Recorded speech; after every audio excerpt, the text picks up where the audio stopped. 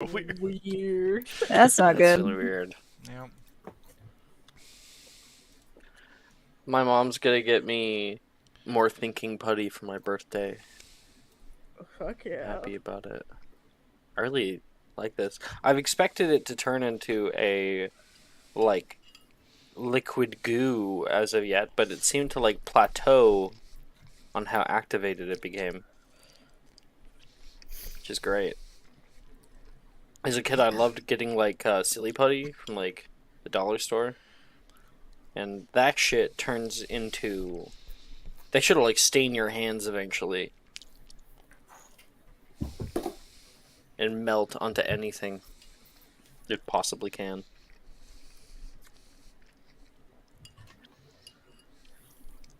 I hear somebody having breakfast. It's totally Mike. I gotta What? mute you, Mike. Definitely We Mike. can hear you having breakfast. I apologize.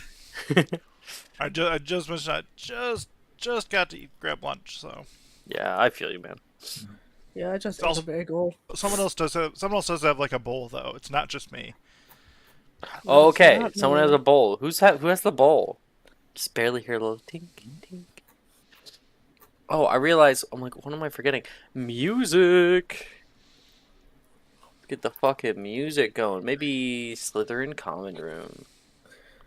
Throw that your guys' way.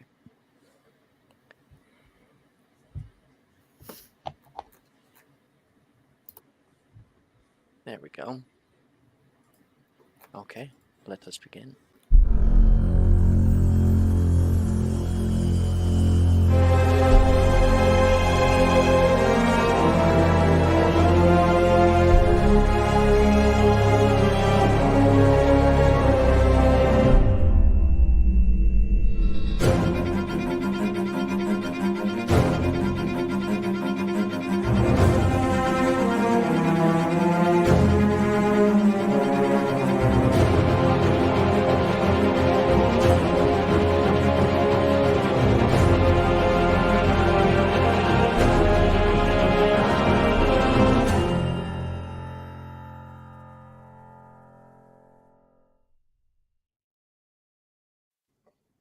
Welcome back, everybody. It is Saturday morning session 13.5, as we did not actually complete all of the classes, I don't think, last time. But we had some very interesting things happen in divination's class, where Miss Gemma drew the death card for her future. We had people getting a little bit closer to one another, learning more about each other. We had a history of magic class where we successfully stupefied Arnesia. Cry every time. And and we learned that Arnesia and Delilah were having a bit of trouble together. We also had a special test in Defense Against the Dark Arts, and got to try out Lumos Maxima. And of course, at the end of that episode, Morrigan received a unsettling vision. Morrigan, the next night was not quiet for you. You find yourself in a sea of stars, floating through the ether in your mind, and you can hear screaming. Your friends, far, far away. Like distant stars calling out for you. You can see them burning. You hear Shen's voice screaming out. You can hear Zener cry for help. You can hear burning fire around Meredith. You can hear the grunts of exertion from Callista,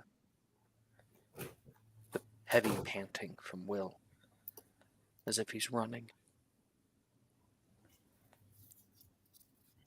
You feel powerless here, but so connected, which almost makes it worse.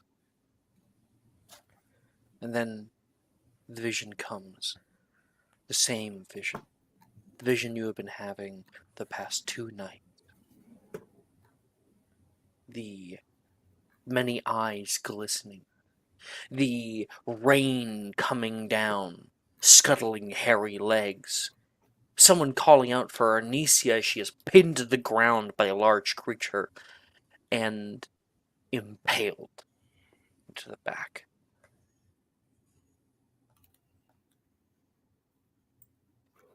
You wake up, breathing heavily, kind of heaving. And, Callista, and Drusilla, and, Saoirse, Billy, they're all fast asleep. It is currently very, very late at night. There's a moonlight outside, and you feel scared. Scared to go back to bed.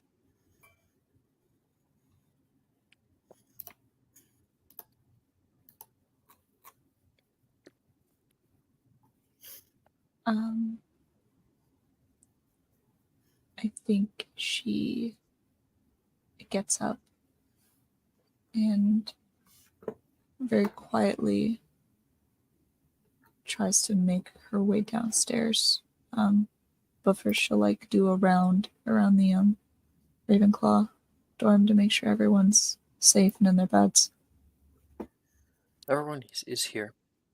Yes. You head down. Maybe a nice nighttime drink will suffice. And Callista, you are roused by the creaking of stairs. Eyes kind of flutter, a little bit awake. It's really late at night. You can see Morgan, with the blanket from her bed, it trailing down behind her down the stairs and out of the dormitory.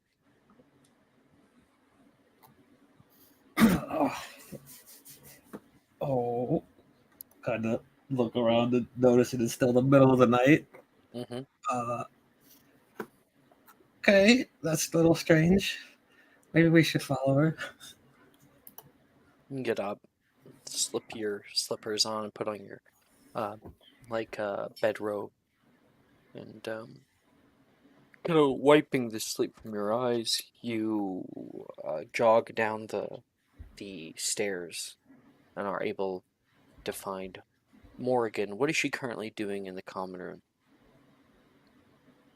I think she kind of like has set herself up by the fireplace. She kind of like has the blanket around her and her feet up on the cushions. And she's kind of staring without looking. Just trying to be warm and like calm her breathing.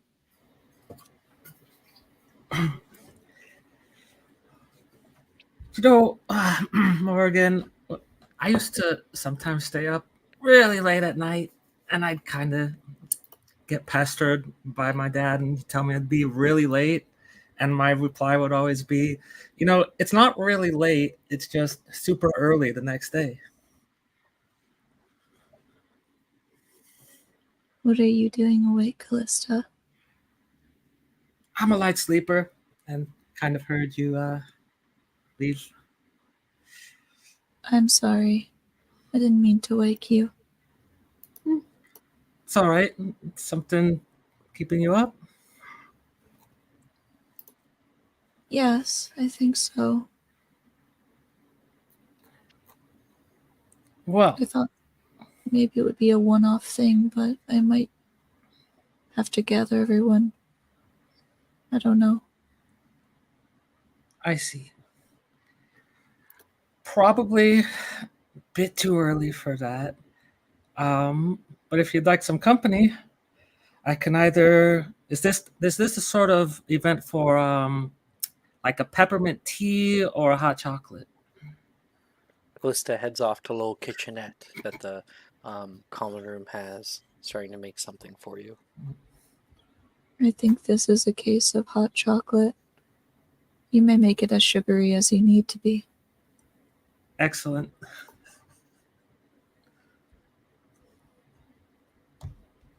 So, how often do you get these kinds of, I guess, happenings in the night? Do you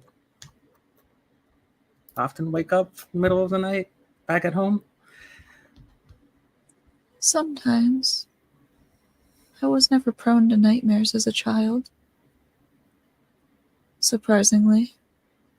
I would sleep pretty contently, and when I would wake up, I would just look outside for a while and then go back to sleep, but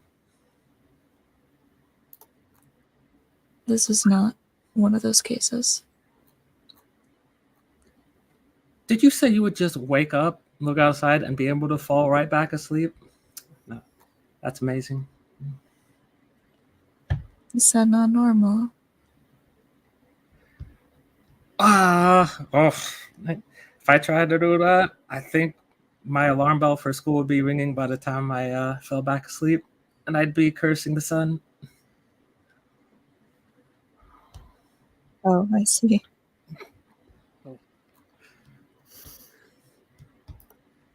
The two of you enjoy a bit of tea and talk for a little while. Still both very tired. And you both fall asleep on the couch. More time passes. And Will, you step into the common room with a... You can hear a crack in your back. Ooh. With still like hazy eyes, the bright lights from the windows making you cast your gaze down. You go to fix yourself a bit of tea or coffee. It is your choice. And you notice Morrigan asleep with her head resting on Callista, Callista's head resting on hers, and both of them are out in front of the dead fireplace.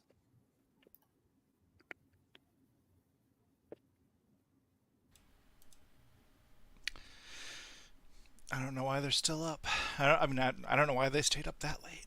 He'll say as he dunks a tea bag into his mug. We do have class later in the Yep. day, right? We do.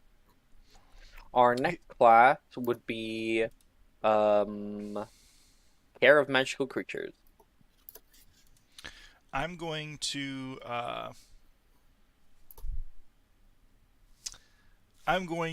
take a sip of tea, smile to myself.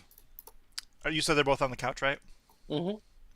Walk over to the couch and take a big old bite of the flatulence fudge. Oh my god! You're monster. One of these days, you're gonna get a nat 20, and I am going to porten it to a nat 1 for this.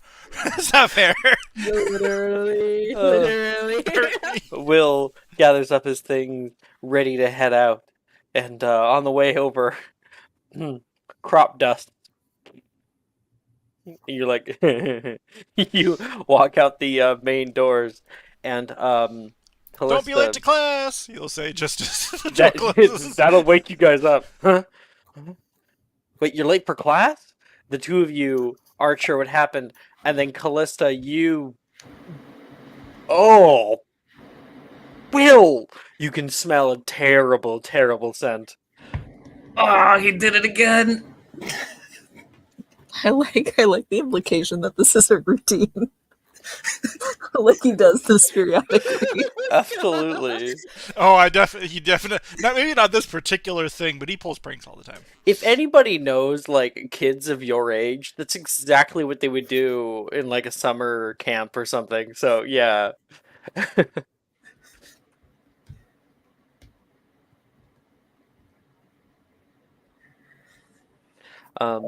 we can cut the scene and move down to the Great Hall. Down in the Great Hall right now, um, everybody is still a little sleepy. You can hear the clattering of plates and utensils in the morning here, and there is a bit of light that shines down upon the teacher's table from the enchanted ceiling, and McGonagall, ooh, she flicks her wand at it, and the cloud will appear over where the light was shooting at her. Um, People are talking nicely, and there's one person who always seems to be in high spirits in the morning. Um, Shen is going around checking on her friend. Yes, she is. Where do you want to go, Raven?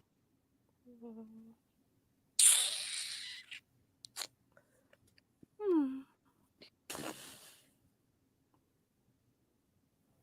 Honestly, I'm at a loss for once. Maybe bank it, maybe, because I don't have anything in mind at the moment. Okay, just warm up.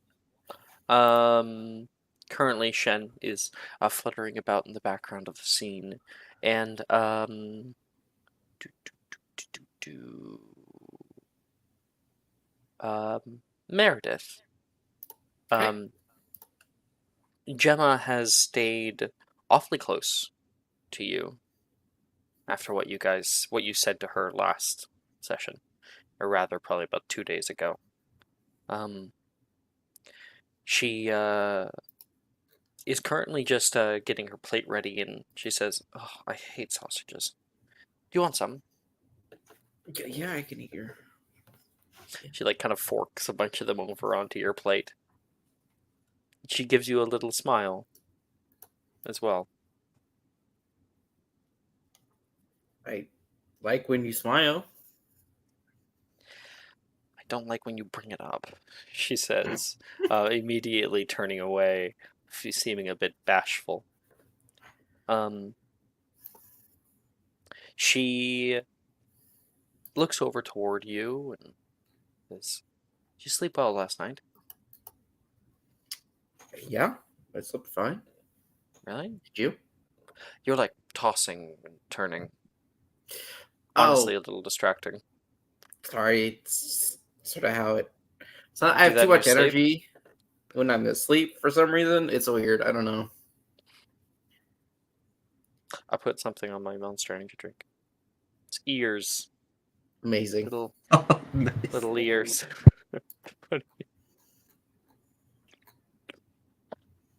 um she says, um honestly, I think that you have about as much energy as a house elf running around all the time.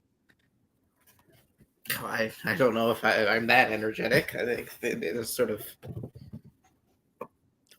Well, I mean, when it they're comes always like that. to the Slytherin girls, you're certainly not the lowest. She says, looking over toward Taylor, who's here and has not even taken a bite of her food. She's currently staring down at it, her eyes drooping a bit. Oh, wow, Taylor really doesn't have energy in the morning. Oh, who's in? Are you in Magical Creatures? I am. Yeah, so you probably would have been privy to the fact that, she's not human, Yeah. I'd right? slowly move over and pokes Taylor's side to wake her up. Oh. Just wake up.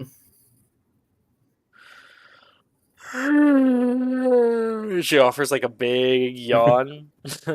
um, and she says, "I'm gonna go for my morning swim. It always wakes me Oh, up in the right. You morning. probably need that, don't you? I need food too. Why can't it just be that we don't have to eat? We could just Um, subsist off of the life meat of the universe." I don't. I mean, in a cosmic sense, we are by eating. No, I don't like the tummy troubles it comes with. She'll haphazardly grab a bit of eggs and shovel them into her mouth, reluctantly. Okay. You don't want to eat, Taylor? I don't want to eat. I don't want to drink. I mean, it just takes up time. Food's delicious, though. Food is very good. Nah. Okay. Taylor doesn't care as much about something like that. Okay. Arnesia says, Gemma, can you stop talking to your girlfriend for like 3 seconds? I have something important to say. And Gemma's like, Meredith's not my girlfriend. The two of them get close, and Arnesia is whispering toward her. I have a plan. You said you were going to help me, right? Well, of course. I mean, we're best friends. What are best friends for? Okay. We need to figure out how to get into the Hufflepuff common room. Might be able to have a little bit of fun there. I don't know about that. I heard about an older year who tried to get in and he got doused with vinegar. Oh. Okay. New plan. I saw Professor Sprout bringing in a certain plant into the greenhouses. Mimbulus Mimbletonia. Mimble what? Shut up. And then, like, Arnesia looks over toward Meredith. Can you stop? She realized that you've been, like, listening. I'm not. My ears Meredith's are fine. very sensitive. Meredith, I'm just hearing. Meredith isn't gonna rat us out. No, Arnesia stares at probably you wouldn't. suspiciously. I'm not gonna rat you out. Why do you All need right. a plant from the greenhouse? Fine. Here's the plan. And she will tell you her plan. I'll message you in the background Hey. here.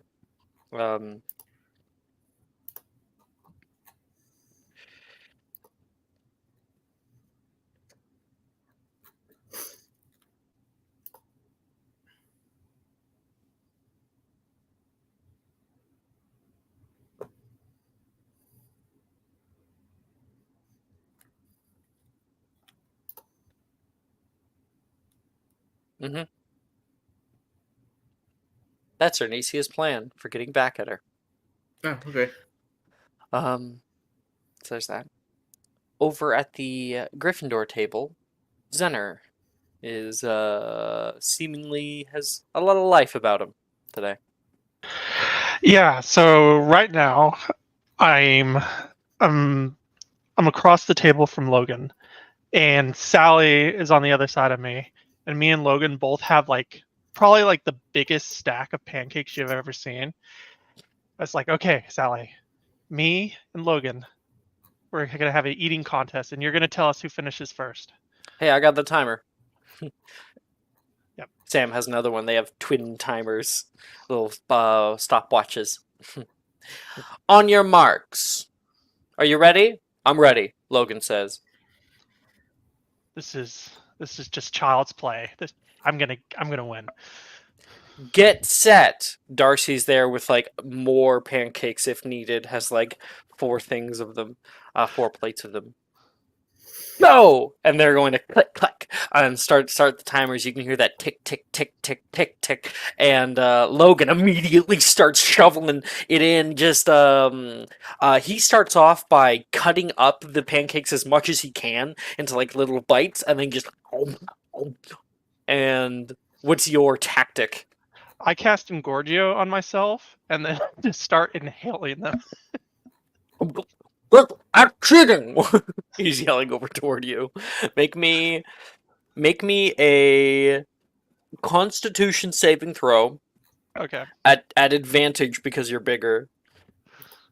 And he'll make one too. 20. Fuck.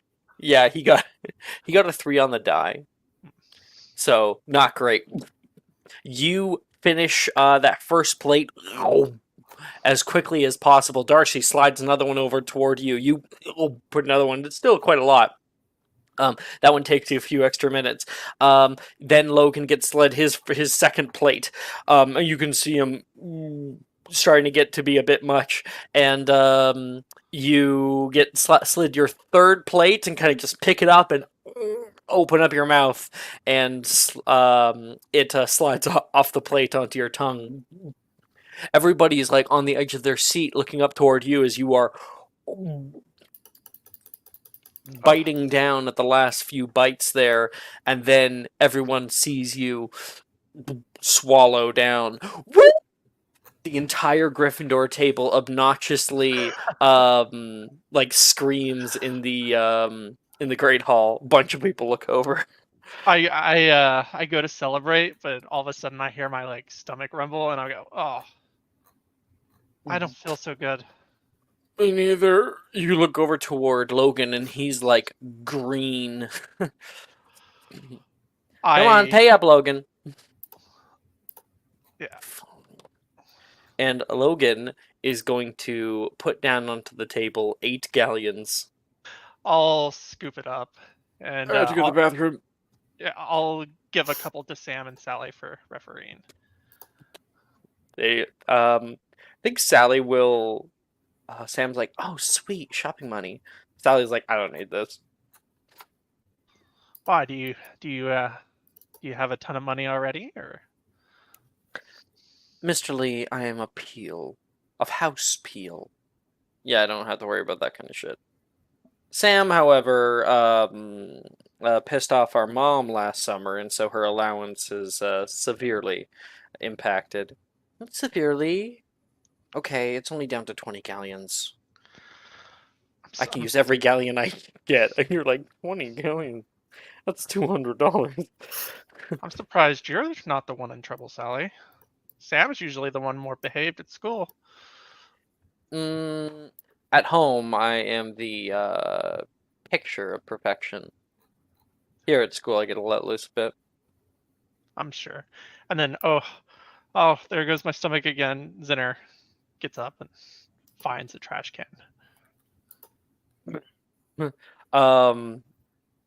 Darcy's like, "You're a trooper, Ned!" I'm just letting him loose. Back to Raven if there's anything you wish to do. We could just move on. I still have a bit of sick brain. So Okay, bud. That's okay.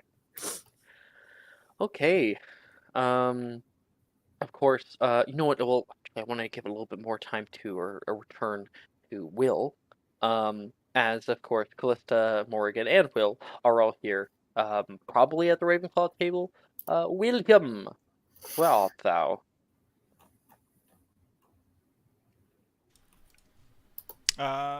Will is busy. Actually, I think this morning Will would not actually start off at the Ravenclaw table. He'd probably be over where Macy is, which I believe is the Hufflepuff At table. the Hufflepuff table, yeah. Right now at the Hufflepuff table, yeah, I have a thing. I just have to think about who is conducting it.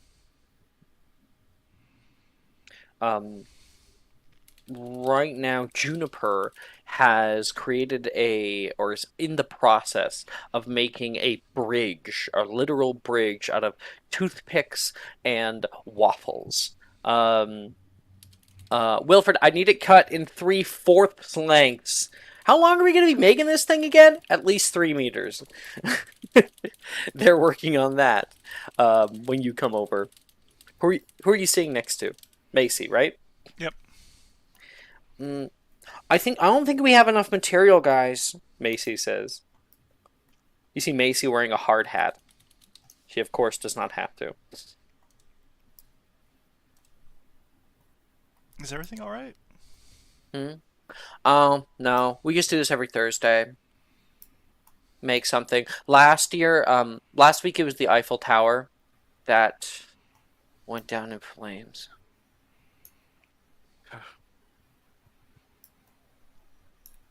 Sounds like quite the endeavor. She looks like she has some kind of PTSD flashback in the middle of it. Why are you here? Did you finish your recipe? Almost. Well, I have a version kind of sort of ready, but it's not quite ready for prime time. Well, Juniper said I shouldn't help you anymore. She said you're taking advantage of me. What? Are you taking advantage of me, Will? Of course not, Macy. You know what? I sold a few of our goods, and I have forgotten to give you your share. How much do you give her? A galleon. Oh, okay, that's not bad. A whole galleon? This is like $100, right? Or What's a 100 dollar? pounds? I don't know. What's Say a pound, what? pound. What are pounds? Oh, Mongol currency. Oh, I was really hoping to go to the new restaurant that opened up by my house over the week, over the semester break. Maybe this will help me. Thank you so much, Will. Okay, Jennifer doesn't know what she's talking about. I would never leave my business partner in the dark. We're partners? Of course. Oh my gosh, she's gonna give me like a big hug. His eyes are just gonna bug out a little bit, and he's gonna be like, "Okay." He'll hug her back, but he'll be like, "Okay." She's like a big pillow. It's just, whoa, okay. And she's very comfy. Okay. You want her help with making anything or something like that? Oh no, I just wanted to say hello for the moment. Nice. So, I'll yeah. definitely be taking advantage of her later, but Macy and you are business partners, and that may come up. That'll be a cool little storyline to watch unfold. Hmm.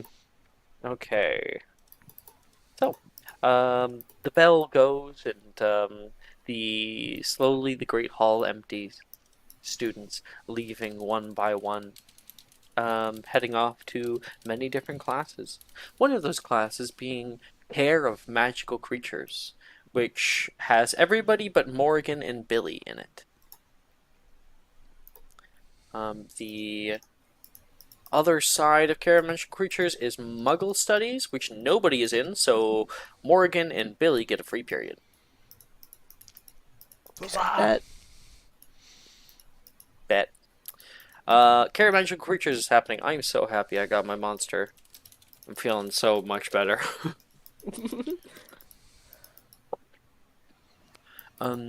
You see, when you look down at your schedule, it doesn't say, like, it always says something different of where you need to meet. Sometimes it's out by the lake, sometimes it's out by his hut, other times it's by the standing stones or the training grounds. Today, it says, Care for Magical Creatures Classroom, ground floor, Oxford Building.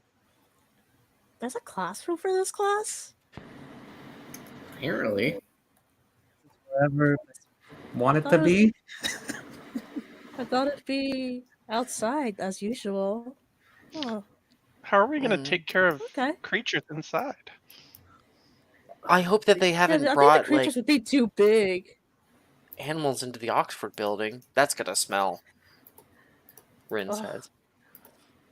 Oh, I agree. And the amount of dirt that's going to be left behind. Ugh. I wanted to see the giant squid again. Wilfred says, "Oh, they'll just make the building smell like fish, or like Will's farts." Oh, Yeah, can't smell worse than that. Love you, Will. I oh. I deserve this. We wouldn't You want to guys be in a enter. building full of Will's farts. You guys enter through the doorway, having found it just across from the Muggle Studies classroom, and inside you can see Professor Hagrid seems more comfortable because he is in a room with vaulted ceilings, so very nice. And there is 4 large metal tables that are put in a little grid in the room, bunch of seats that surround them, and he greets people as they enter. Hello, everyone. We're in the classroom today, as we'll be learning about different quintuple X-rated beasties, in as the ministry puts it, a safe environment. He looks a little confused by that wording, but he says it anyway. Round the room are a few odds and ends, taken from various magical beasts. You are to tell me which part goes with which quintuple X-rated creature. To begin, let's talk. Who here is able to define for me a quintuple X-rate? Hands. Oh, that's a D4 from Dave. Magical creatures, Cat. Okay. That's Cat. Sorry, Cat. Hey. Magical creatures. D4. Well, Shen doesn't get it. Total. Obviously. Do you want me to throw to you, Raven, anyway, for a bad answer, or should I skip you? Just skip me. Okay. I'm just relieved it's not a nat one, or else you'll have to call me. I don't have to, just fun. Yeah. Okay. There you go. Miss Mary. He points Hi. over toward Meredith. Do Uh, you know the answer, or do you need me to send it to you? I'm assuming it's magical creatures that are relatively off the books that you're not supposed to mess with unless you are well trained with them. Very much so. Quintuple X-rated creatures are creatures that are very dangerous, known wizard killers. They also can not be domesticated. And he'll give 5 points to Slytherin. Hey. Okay. 25. Oh. Hi, Jordan.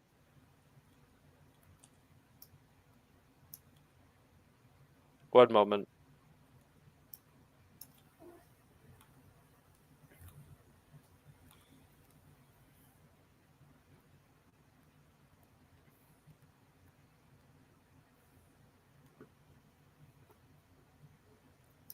I used Jordan's wallet to buy the Monster Energy drink, and I promised I put it back, and I did not. Oh, Give me 2 funny. minutes. Danger reference. zone. He forgets his own wallet places. That's why I have put like my debit card on my phone. Like, I'll never usually never forget that. I need to do that.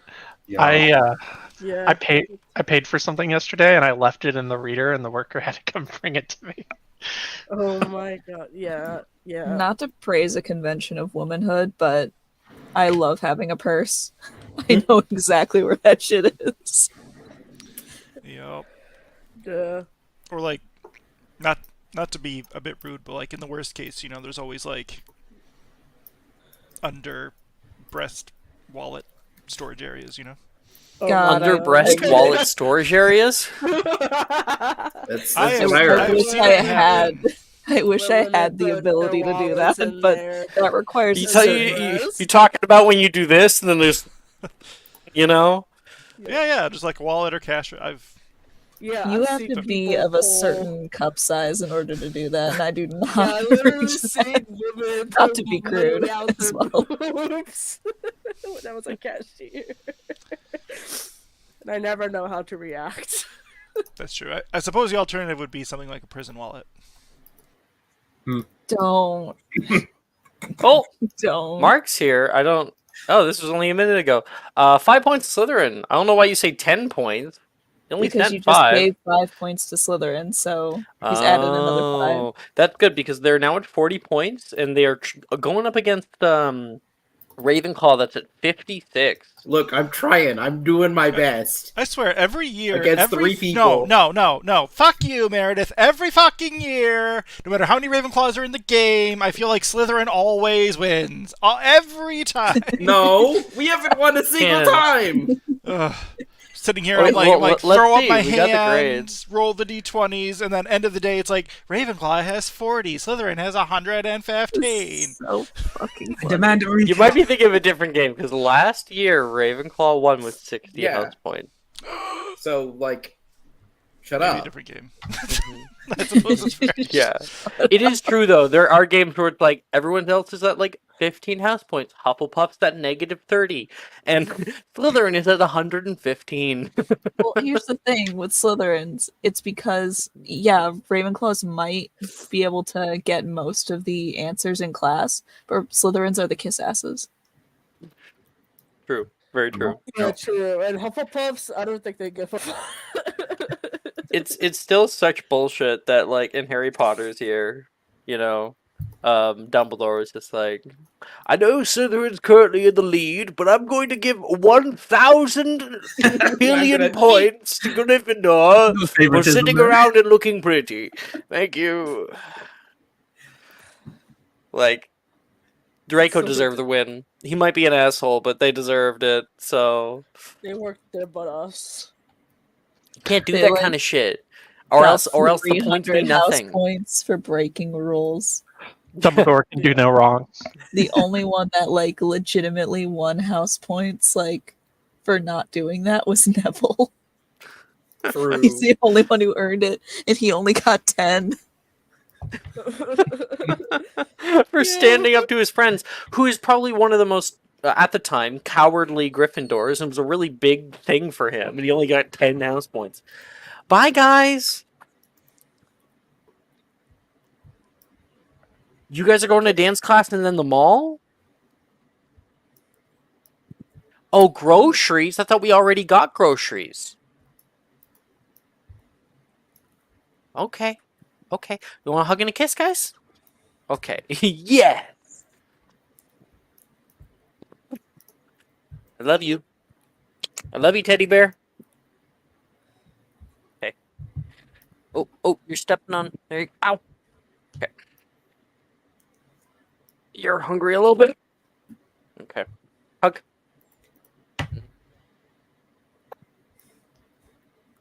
I love you. Mwah. Have a good time. Be a good girl at dance. Yeah, you did call me a girl. Okay, bye-bye. Bye-bye. I know. Did you hear her? What she said? No. Or did What it did cut she out? say? So I was like, be a good girl at dance. And she was like, be a good girl at my house. And then she was like, I called you a girl. And she was like, but I was just kidding. Oh, all right. Where are we? Right.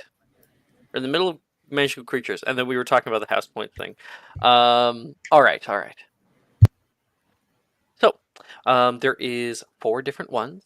You can see one that has some kind of hairy-looking stick. Another one that has some kind of like scales, like a fish. You can see another thing that's like this kind of leathery cloth, and another thing that looks like it's made of bone with like teeth. So all of you, Shen, Meredith, Callista, and Zener, may choose where they go.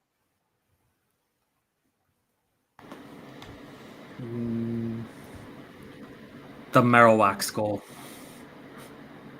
What are the other Okay. options?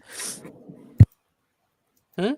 What were the other options again besides the rocks? Hairy stick, scales like a fish, leathery cloth, and the Marowak skull, as Callista puts it. What are we trying to determine? Sorry. What they are. I'm going to go to the leathery cape.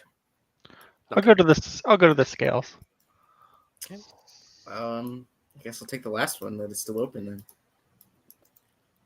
last one. The hairy stick. Yes, the hairy Just a stick. hairy stick. Wonderful. It's a stick with hair. Everybody may make me a magical creatures check. I'm using my inspo.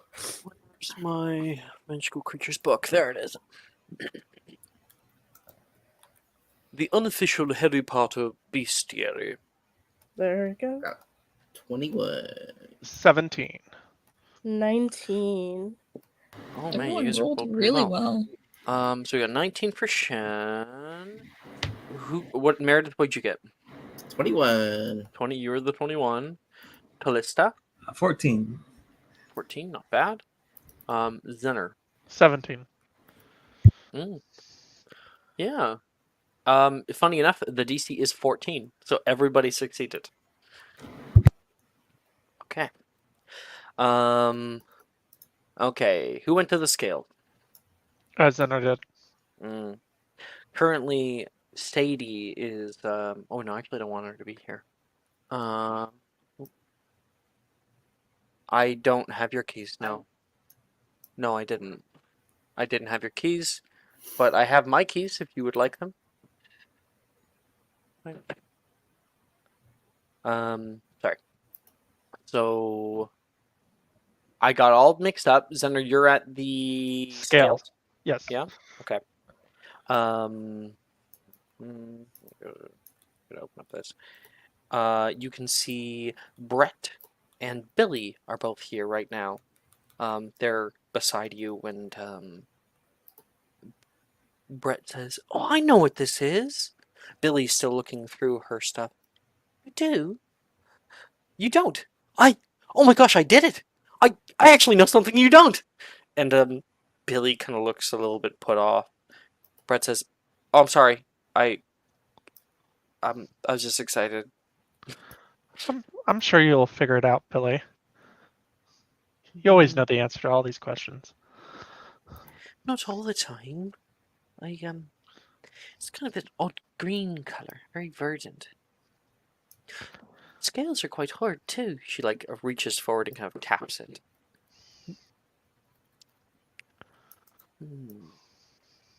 Looks like it was cut off. Oh dear. This really is a piece of an animal. It's a little off-putting, isn't it? Yeah, it's I don't want to touch it. Oh, Brett.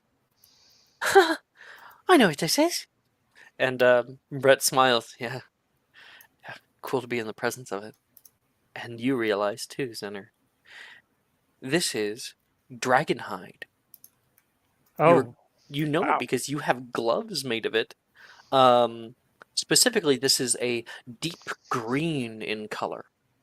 And with your 17, you are able to identify this as the common Welsh green, specifically. Common Welsh greens can get up to huge in size. They are a vivid green color in hue, and they are considered one of the least aggressive dragons. The common Welsh green usually resides in mountainous regions, where it hides by blending in with the grass. Wizards can safely admire these native Welsh beasts by visiting the dragon reservation specifically established to protect the species out in the Northern Highlands. This viridescent breed prefers to feast on sheep rather than humans, although one did attack a Muggle beach in 1932, and its eggs are brown with green speckles. This isn't a fish, it's a dragon. Precisely, Billy says. I've actually seen these up close. The wormlings are some of the most cutest ones you'll ever find, and they're actually safe to play with for the most part. Might get a little burned, but They are. Mhm. I'll raise my hand. Professor Hagrid, can we go on a field trip to the dragon reservation? I would certainly love to do that. It'll give me time to visit a good friend of mine. A friend of mine named Charlie. He actually looks after my dragon. You have a dragon? Indeed I do. It's my daughter, at least that's how I like to think of her. Time I thought she was actually a boy. First came out, named her Norbert. Now Norberta. She's specifically she's a Norwegian Ridgeback. Beautiful size nowadays. But when she first hatched, she was small enough to fit in the palm of my hand. Well, I'd love to see her one day if she's friendly. Oh, maybe one day. Out of character, you will get the chance to meet her if you stay in the game for long enough. Alright, so you learn about the Commonwealth Green.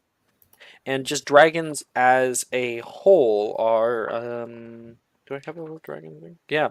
So, dragons are large-winged reptilian creatures which can be found worldwide. Due to their ability to fly and breathe, they are undoubtedly among the most famous and terrifying beasts known to humankind. They are quintuple X, a rating given only to extremely dangerous creatures that are not only wizard killers, but impossible to domesticate. Female dragons are usually larger than males, and generally more aggressive as well. Dragons typically make their homes in mountain habitats. Despite concerted efforts from various ministries to conceal these ferocious giants from the prying eyes of muggles, numerous dragon sightings have been reported over the years. One of the largest memory charms ever performed was necessitated after a common Welsh green swooped down over a beach teeming with muggles in 1932, an event known as the Ilfracombe incident. Nevertheless, several dragon sanctuaries have managed to stay hidden from view.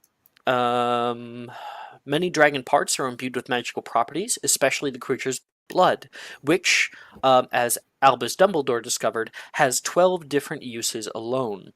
When used as a wand core, Dragon Heartstring is known to help wizards cast powerful spells. The creature's hide can be utilized to make apparel. Other noteworthy materials include the horn and liver, which can be used in potions, and dung, which is great for composting. Dragon eggs are considered Class A non-tradable goods. Selling and trading them is against the law. Although Chinese fireball eggs, egg shells in particular, are highly sought after as potion ingredients.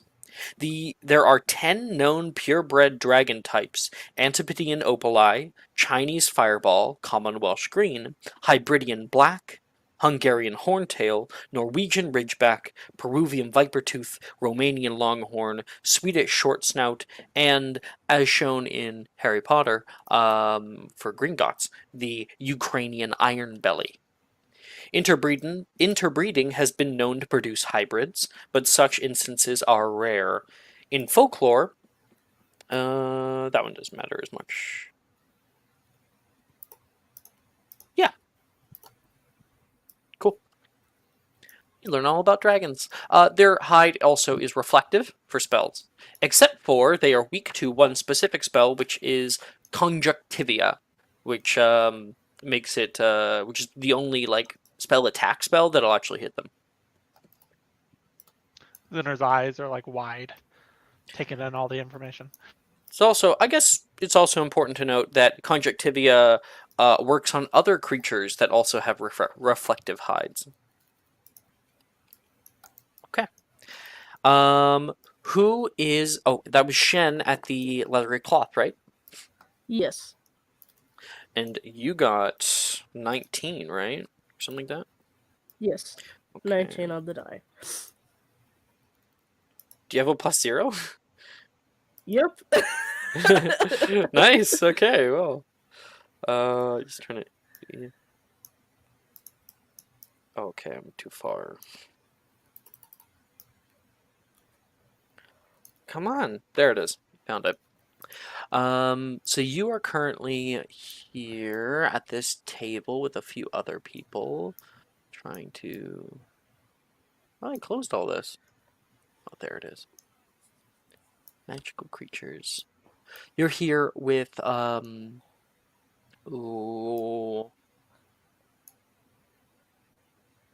say Darcy and Drusilla as well. Darcy's like, the hell is this? Oh, it has hair. That's disgusting. Drusilla says, probably make a pretty cool cloak out of it. Kind of looks like it has a hood. This looks familiar. For And stories, maybe? as you look upon it, you remember stories as a kid. Little stories that were told to you that you might have even believed were just make-believe, wives' tales. You are able to properly identify this, but you can't believe what you're seeing. You remember stories of a terrifying beast that attacks children when they were sleeping. And adults, really. You remember it keeping you up late at night. You were so terrified the curtains in your bedroom were going to get you. This is a Lethifold. Or rather, the entire dead body of a Lethifold. Lethifold. They get up to medium size. They look like a black sheet, cape, or shadow. There is no discernible eyes, mouth, or appendages, and they're about half an inch thick. I'm going to get you an image. Ugh. Creepy. I know. Oh, super fucking creepy. Here is a picture of a living Lethifold. Oh God. Yep. That's nightmare fuel. Definitely nightmare fuel. Yep. What is this? Oh, jeez. Okay. This is a cool art somebody made. Check this out. I think this is Creedence Barebones. I don't know why they put a Lethifold on him, but Damn. also called the Living Shroud, the Lethifold is a cunning, deadly creature resembling nothing more than a shadow or black cloak. Be warned, the Ministry of Magic classifies Lethifolds as quintuple X, its highest rating. Reserved for creatures that are extraordinarily dangerous and actively hostile to wizards. The Lethifold slithers in silence and attacks its sleeping victims by smothering and suffocating them, after which it disposes of the corpse by digesting it completely, bones and all, leaving no trace of evidence. A recent fed Lethifold may appear slightly thicker after consuming its kill. The earliest description of a Lethifold comes from Flavius Belby, who barely survived an attack in 1782, because he was fortunate enough to have been awake at the time. Belby likened the beast's cold, clammy touch to that of a Dementor. After managing to grab his wand, he cast a bevy of spells to repel the loathsome creature, finally succeeding with a Patronus charm. Startlingly few accounts of Lethifold attacks exist. However, because few wizards ever survive one.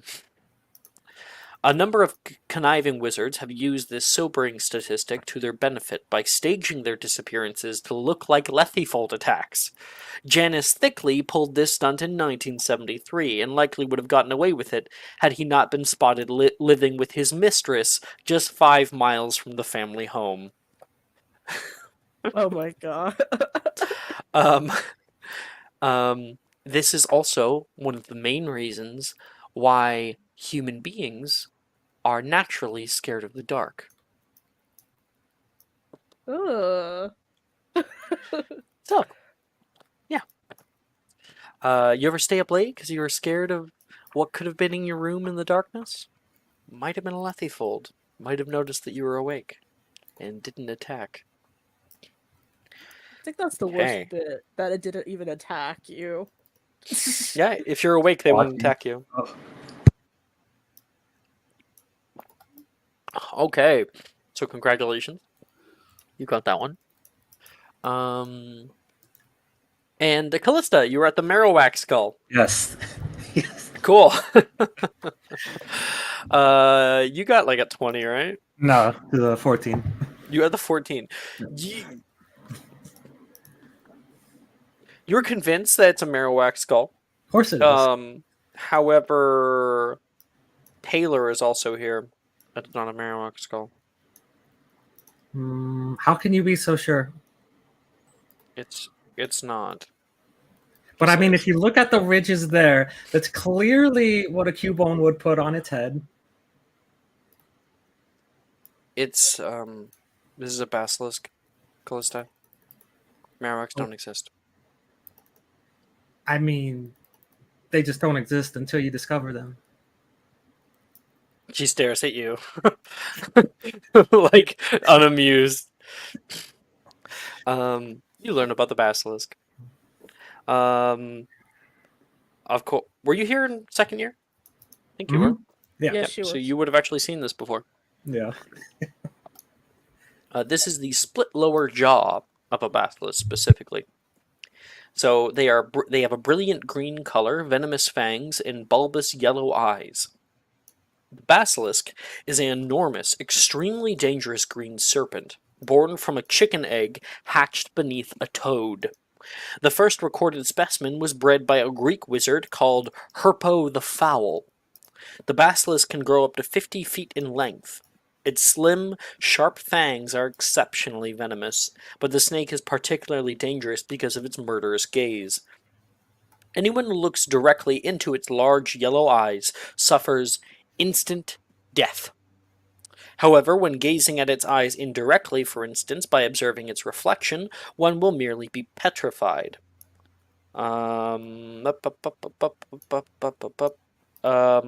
Ghosts as well are not immune to this effect. Basilisks are carnivores capable of devouring all manner of mammals, including humans, as well as certain birds and reptiles. If given access to enough food, they can live technically forever. So like they can starve to death, they can be killed, but as long as they don't do any of those and they remain healthy, they can just keep living. The male basilisk is distinguishable from the female by a scarlet plume on the top of its head, and both shed their skin at regular intervals. It is said that Salazar Slytherin, one of the 4 Hogwarts founders, built a chamber and placed a beast inside it. Some people have guessed that it was a basilisk.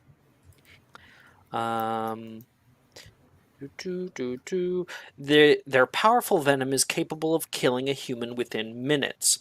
After a short period of drowsiness, but phoenix tears are the only known antidote. Of course, this beast is quintuple X. They cannot be domesticated. Basilisks can be controlled only by parcel mouths, and their breeding has been outlawed since medieval times. Wow. This law now falls under the ban on experimental breeding. References to basilisks can be found in Greek and Roman legends, where they are usually described as a snake or a hybrid between a snake and a rooster, similar to the cockatrice. It is said to be hatched from an egg, and most tales include the basilisk's ability to kill or at least petrify with a glance. In some Muggle myths, the creature is capable of breathing fire and annihilating enemies with a single breath, but of course, this is not true. The 2 most famous basilisks both achieved great age. One of them we will learn of in character, the second one you would not learn in character. But the first one, let's say this is the one you would learn out of character. Salazar Slytherin's basilisk was approximately 1,000 years old.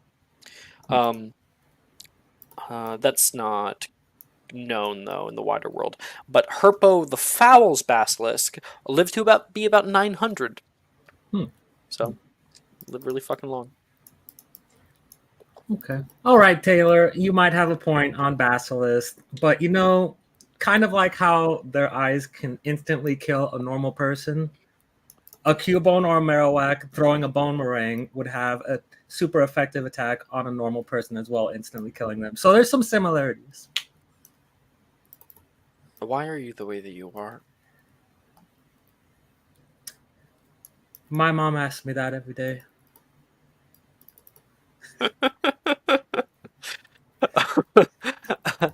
And lastly, we have the hairy stick.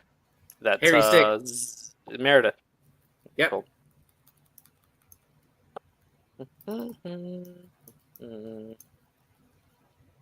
Mm-hmm.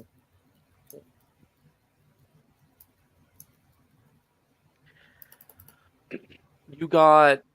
What'd you get? 21. 21. Yeah. You look down at this thing, and you're able to pretty quickly identify it. Sadie is here with you as well. Oh dear, she says, looking down at it. You see this weird stick. It's crimped on one side. It kind of moves twice like that of a long finger. There is large hair-like appendages that come out of it. And there's kind of this small fuzz, this brown to black fuzz that surrounds the creature. This looks very similar to that of a spider leg. So you know exactly what creature this is. Sadie does too. She shudders. Acromantula. One of those racromantulas, I think.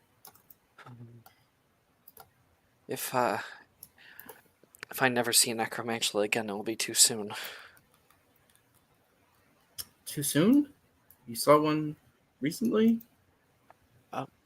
No, I saw one last semester. And I saw one when I was a very, very young girl. Sounds terrifying. Think like an English house spider in your house, but about 100 times the size, she says. Okay, that's definitely terrifying. And also have a particular interest in human flesh. So, like 1,000 times more terrifying. Yes, 1,000 times more terrifying. Okay, great. You learned about acromantula. So they have the appearance of a large, hairy black spider, sharp pincers, 8 legs, 8 eyes, and venomous secretions. They, however, are different from spiders in that they do not dissolve their prey with acid, and then stick them up through a straw. They actually have a stomach. On top of that, they actually have lungs, which most spiders don't. Which stops them from getting to such a big size. Now, there's a lot to learn about acromantula. They're easily one of the most terrifying and dangerous creatures in the wizarding world. The acromantula is an enormous spider whose leg span can reach up to 15 feet. However, there is certain types of acromantula that can get even larger. They are covered in thick black hair, and acromantula have large pincers that click when they are excited or angry, and secrete a venom that is sought after in potion making. Though they are capable of human speech, which is a big fucking thing, and often considered to have near human intelligence, the Ministry of Magic classifies them as beasts, not beings. They are impossible to domesticate, and a known killer of wizards, giving them a well-earned rating of quintuple X. Acromantula are carnivorous and prefer large prey, in keeping with their monstrous size. Females, which tend to be larger than the males and are very, very rare, they are called, brood mothers. They may lay up to 100 soft, white, beach ball-sized eggs at a time, with hatchlings expected in 6 to 8 weeks. Given the acromantula's deadly nature, the Department for the Regulation and Control of Magical Creatures defines their eggs as a Class A, non-tradable good. Any importation or sale of the eggs is punishable by a long stay in Azkaban. They originate in Borneo, and acromantula spin their dome-shaped webs in their preferred jungle environment. Due to their ability to speak, it is thought that these creatures were actually created by wizards before the ban on experimental breeding took effect in 1965. In fact, the first recorded sighting of an acromantula wasn't until 1794. Now, while they might have been bred with the intent of guarding wizard homes or treasures, they are untrainable and extremely dangerous to humans. They very, very quickly spread around the globe, hiding away on trade ships and crossing land masses. Now, a colony of Acromantula has lived deep in the Forbidden Forest ever since the early 1800s. At the time, they were friendly to Hagrid for a while, who raised their patriarch, Aragog. They are hostile to all other wizards, and unfortunately are no longer allied with Hagrid anymore. Ever since the war. At least, no, not gonna say that. The colony appeared in the open during the Battle of Hogwarts in 1998, after Death Eaters drove them out of their forest toward the castle. Acromantula share many traits with spiders known to Muggles, though size is mercifully not one of them. The largest spider known on Earth, the Goliath bird eater, is a species of tarantula, gargantuan talking.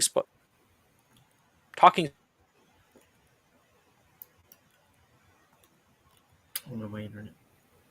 We're losing him. Right? The gargantuan talking Okay. spiders can't talk. So That's sad. it, Alex. Oh no. He's Oh. back. There you are. We got Okay, it back. Hi. we're back. Oh, did I cut out? You cut out. When? Yeah. You cut up bad. Talking spiders. Just after talking The about giant talking ones. spiders. Talking spiders show up in other Muggle stories, is what it Okay. actually said. Okay. Now, there are multiple different kinds of Acromantula. There is Orb Weaver Acromantula, there is Jumping Spider Acromantula, there is a Trapdoor Acromantula in South America, there is Goliath Acromantula that get even larger. The societies themselves are set up in certain ways. So all Acromantula, for the most part, are male, except for the broodmothers, which are female. You'll only often get like one female, similar to a hive of like ants. And there is, even though they're all male, there is only certain kinds of male Acromantula that can actually father young, and those are called botchlings. Botchlings get much larger than other males. They're very easily distinguishable, and often are smarter. The Acromantula in the Forbidden Forest are a mix, because of Aragog specifically, who was a jumping spider, and he mixed his DNA with that of the Orb Weaver Acromantulus. Now we have Orb Weaver Jumping Spider Acromantulus that have kind of taken over. Great. Yeah, you learned plenty. They have reflective hide, so very, very hard to fight. They have one weakness, and that is a fleshy underbelly. Okay. Go for the belly. Yep. If you can flip them on their back, you can hit them on their belly, or if you can crawl underneath of them, which is an exceptionally dangerous place to be. Right. Cool. That's Care of Magical Creatures class. Congratulations, everybody. Woo. Yippee! Hopefully, this information will be able to help you all in future endeavors. Okay. And then we have, of course, Will and Morrigan, who have free periods.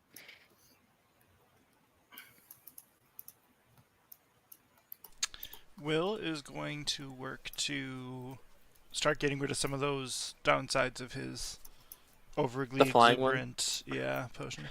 Well, you still have 2 more successes to make on it, right? Yep. Cool. So I will work on that. If I can focus on the first attempt is going to be to try to get rid of the uncontrollable bouncing part of things. Yeah. So potion making check for that. It was blurred vision, and what was the big thing that happened? There was The stats intelligence switch. and strength swap. Stat switch, yeah. Which I may we may market that as a different sort of candy. try to make another one. For those who might care about their transfiguration grade, temporarily. If you can make it like a 10-minute thing, you know, Exactly. Yeah. that'd be cool. Yeah. Like an hour, something like that. So Billy, you got your potion making check there. That's a 21. So now when you take this, you are able to hover about 20 feet up.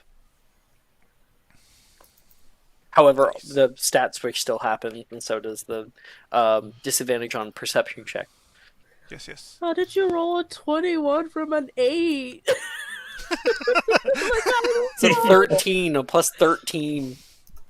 Wait. Billy, you're adding your intelligence to this. Yes, because Herbology we and potions. agreed herbology and potions that the potions would have that because the herbology has that. Herbology rolls, so you can add your what was it? Was it intelligence? I thought the class Yeah. specifically says that you only add intelligence if you're making a potion for which is a part of the list. Oh, actually, you might have that restriction currently. That it has to be like part of your year or something. Yeah, it has to be a part of the list that's available to you. If you make something outside of that, you don't get to add it. Gotcha. Oh yeah, we added the ability to put potions with herbology unrestricted. That's why. Or wisdom to herbology. So it would be a 16. Just know this for the future, and we'll call that a success. Alrighty. Cool. Morgan? I am going to bank it for the time being. I do not have any ideas. Your call. Okay, no one's in Muggle studies, so don't gotta worry about that. After Care of Magical Creatures, we have potions. Everybody gets to choose one potion of your choice to create. I know mine. All right. Cupid crystal. Fuck yeah! I mean, That's yeah, if this is the first time we actually get to make one after the club, right? Yeah. That's if I could even make the roll. Do With it. a plus I believe in you. 0. It's a common potion. Okay. Praying. 15! Hey, yeah, okay. You can get some regular Cupid crystals. When a being ingests this potion, they will become infatuated with the next being they see within 10 minutes. They become charmed by that being for 1 hour.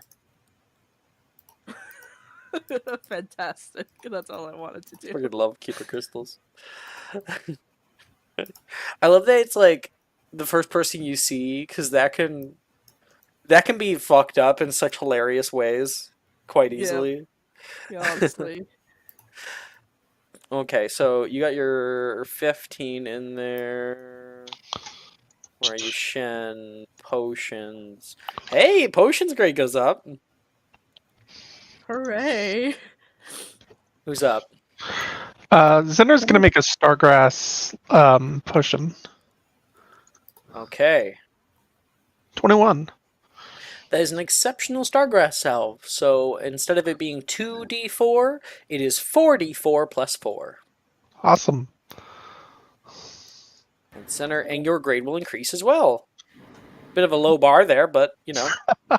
Zinner starts crying. Very proud of you, Mr. Lee. Very proud.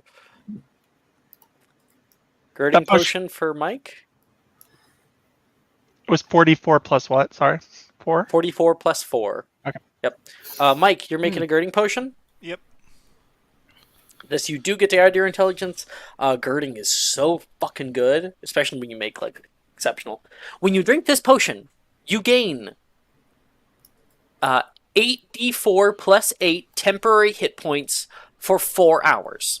This feels like an abnormal amount of physical stamina and pain tolerance. Essentially, you make the pipeline punch. Hey. Baby girl potion. 86 plus 8. I am going to break it down. with my meta potions feature.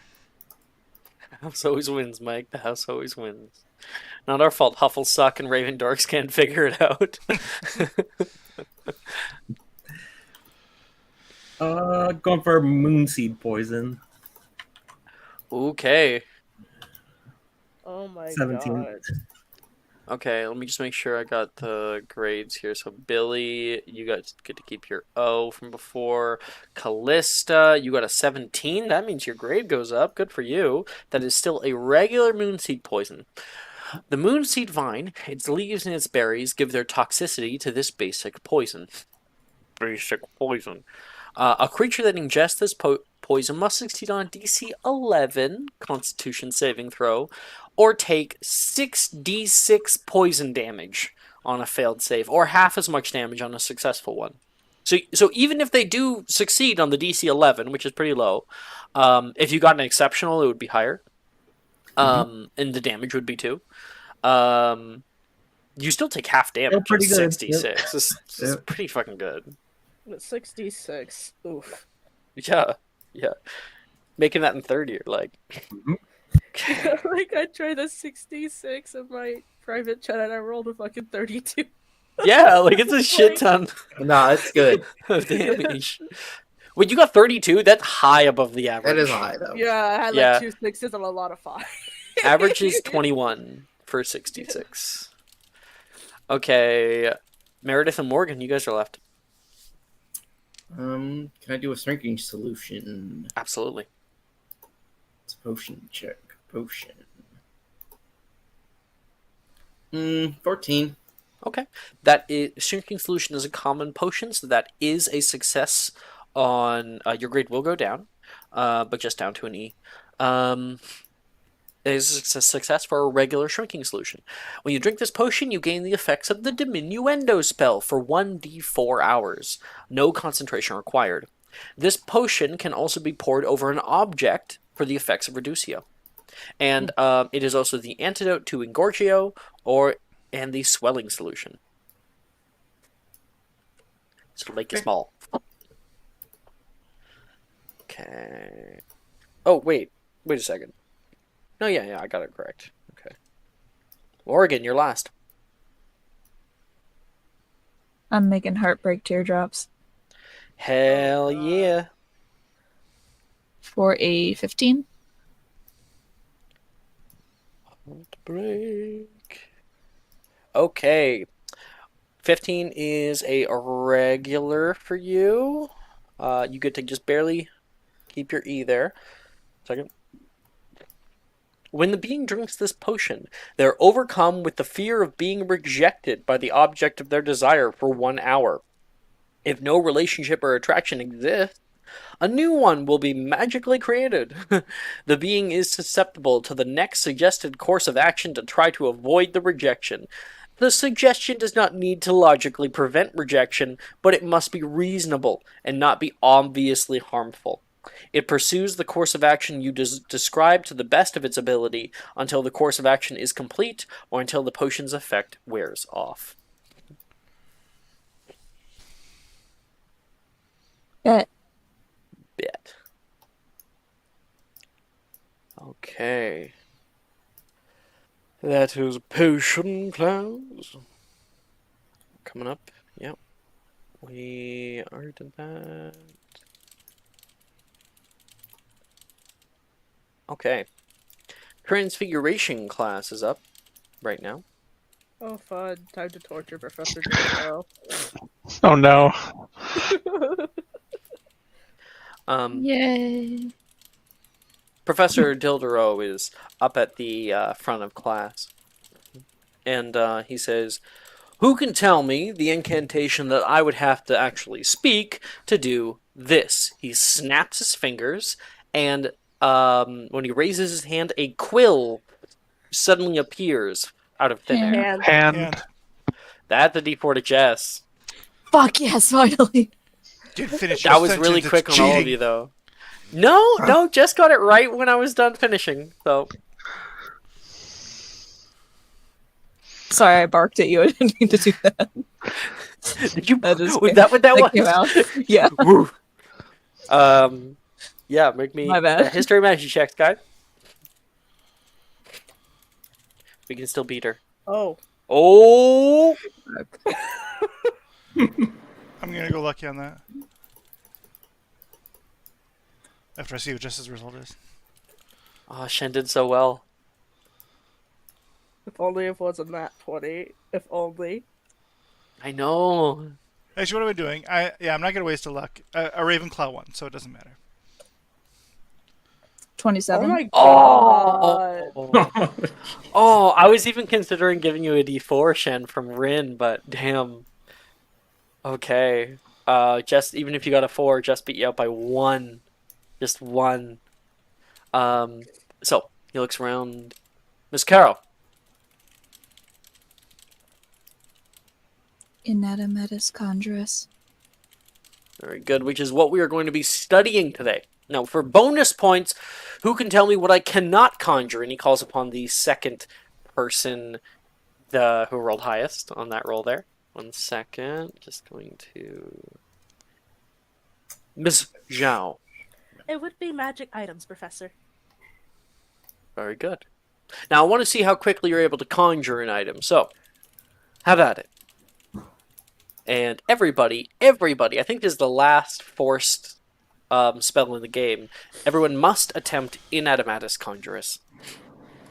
Okay. If you already have it locked in, then you get 1 extra attempt later. Do I even have a spell?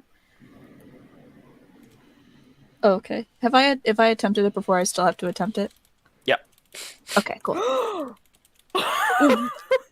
Oh no. Oh, this is... Okay, at least Billy got it. Please. Oh, no! This is nasty. What happened here, guys? I am going to I'm gonna let Shen reroll. Thank you. Oh, that's nice. Ooh. Very nice of you. 5. Oh, Meredith! Take my. She's not good at There it drinking. is. Take Fucking it. bless. Take it. Take my. Okay, Oh, well, I get to roll again. Okay. Zenner, roll Oh. again. Thank you, Mike. Thank you, Thank- Mike. Thank Zenner's you. Not to be that guy, but Zenner's got a -5. It's a better roll. I got an 18. I did Shen, it. Shen, quick! Guys, I did it. Are you friends with an... You Oh, did wait, it. wait, D4. D4. I love how much we're working together here. We are all just Take a trying to D4, drag each Zenner, other out of take the a mud. D4. Zenner, don't roll a 1. Thank God. Hey! This is like... Yay! Hey, Yay! I rolled a 15 and failed the spell check. You need to get that transmig mod up, man. I'm You get it- trying. Like All of there's gonna be a us. point in the game where you're just not able to cast the spells at all unless you get nat 20. That's how it is already, it feels like. Even if he rolls a level 6, At the very though, he least, still has the he won't- -5. There'll be no shortage of like first like cantrip spells that he will have failed at the beginning that he can just roll later on. Just keep trying and trying and trying. Sixth year rolling like Aguamenti. Also, if you a little thing to Zenner, a few different things. One, if you practice in the library, you get a +1 to spell attempts in free periods. If you practice with friends, you get a +2. If you specifically book a time with a teacher to practice with them, you get a +3 on top of whatever you're rolling. Okay, sounds good. So that can help you Um, even if you do have a low mod. That's And started if off I'm not so mistaken, bad. if you like study with someone who has keen mind, No, it goes You're up. mistaken. No, I'm mistaken. It's just It Janice. might be Janice. It might be just Janice. Yeah, that's what it is. Yeah. I've I think never had historian character other than this has one. the same ability if you have a historian friend, but I don't think we have one in this game. That started off so. This history's for bad. nerds. Freaking nerd. Okay, so let's go around and I'll get everybody's things here. I'll put this back over here. Shen, what'd you get? 18. 18, pretty good. Okay, Meredith. I also got 18. It was a 19 on the die. Okay, Morgan. 23. Okay. Callista. Oh, sorry. You said if we already locked it in, should I just do a spellcasting ability check? No, you're good. So I'll come back to you in a second here. You'll get to do two spells here. Zener? 13. It looks like your grade's gonna be going up. I think it was almost a T before. It was a T. You got it up to a D. You might be getting up to a P now. Billy. 15. Nice. Okay, so that's a success for everybody then. Nice. You all are able to conjure an item of your choice. Now, Inanimatus Conjurus is such a useful spell. You're like, oh, I need rope. Rope. You know, oh, I need a chair. A chair. If you upcast quite a bit, I think like one of the largest things that you can actually make is like a bookcase. You can conjure a bookcase. Or like a couch, I think might be one of the largest things that you can conjure. This is used in the books, and Professor Dumbledore uses it to kind of dab on the weaklings. Do you remember the scene where Harry's like in a trial and Dumbledore shows up? Yeah. In the books, he conjures a ornate, beautiful, like jewel-encrusted chair and like sits down, talks to the Wizengamot. I'm pretty sure, if I'm not mistaken, Dumbledore was the Transfigurations professor before he became headmaster. Mm-hmm. So that would make sense. And that kind of conjuring, even in like the rules of our game, would be technically impossible to do. Can't conjure something that opulent. But of course, he had the Elder Wand. Yeah. so he was fucking like, yeah, bitch. Skill issue. Yeah, skill issue, bitch. Okay. So all of you guys are able to conjure something of your choice. The only thing you're not able to conjure is, as Shen put, magical items. Can't conjure them. Now, another thing that's important. Because of transfiguration laws, such as the law of relational dynamics, you can only conjure something that actually exists, and you know where it is, or your vague idea. It gets conjured to you, and after an hour, disappears and reappears in the space. If you're trying to conjure something off of somebody else's person or something that is in someone else's possession, they get to make a save to see if it comes or not. Cool. Maybe one more thing, little tidbit, ways that I rule things. Later in the game, there's a spell called Evanesco that can literally put something into non-being. You just go, whoop, and it's gone. The only way to actually get it back is if you Inanimatus Conjurus it, and then the duration on that Inanimatus Conjurus lasts forever. It doesn't last for an hour. Oh, Good way to keep something safe. Very much so. Yeah. Okay. Like chipmunk cheeks. That's very specific, Not- Jess. Not incorrect. Exactly like chipmunk cheeks. All right. No We're all little notes. chipmunks. Everybody gets one other transfiguration spell of your choice. Callista, you end up getting 2.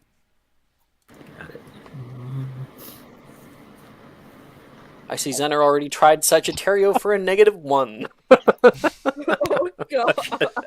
Everyone duck. See, the group, it was going to go up, now it's going to stay the same. Okay. D.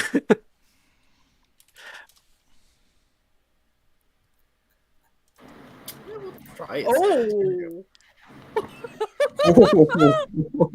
Oh, nice. Fucking Shen. The duality of man. Shed, you cast out Meliphors, and a pumpkin appears on Professor Dildero's head. He pulls it off and slams onto his desk. Michelle, very few people can get the leg up on me. I apologize. 5 points to Hufflepuff. He begrudgingly gives you house points. I like to think my arrow is just like, Go ahead, Dylan. The arrow hit into the pumpkin. yeah. Hamish had Like he was saved his gonna life. fucking kill him. Yeah. He like he turns, sees the arrow, and then like looks away and like goes to do a double take, but by that time the arrow disappears. Bro got gaslit. Gaslit. Get gaslit, Dilderope. Does that mean I get an O and transfer? What are you at? Yes, it does. Yeah. You're already gonna go up to an E? That's an O. Who's next? Congratulations, Shan. That's so funny. I'll go for a Reparafarge. Very good spell to have.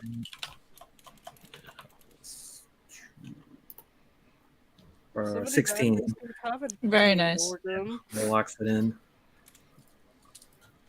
Oh my god, Billy! Well, Faith has one more spell, so we'll get the No. Billies in a second here. We'll throw an attempt at Meliforce as well. Okay. For a 12. Then not gonna work. Take a D4. Oh, Yay! Get D4. Yeah, that's Do exactly it. what you Take needed. That's a fair, yeah, that's the minimum. There you go. We need to have a shirt that says like something like having a hard day, take a D4. take a D4. Yeah. Okay. All right. So with that, Callista, your grade would high or low? Hi.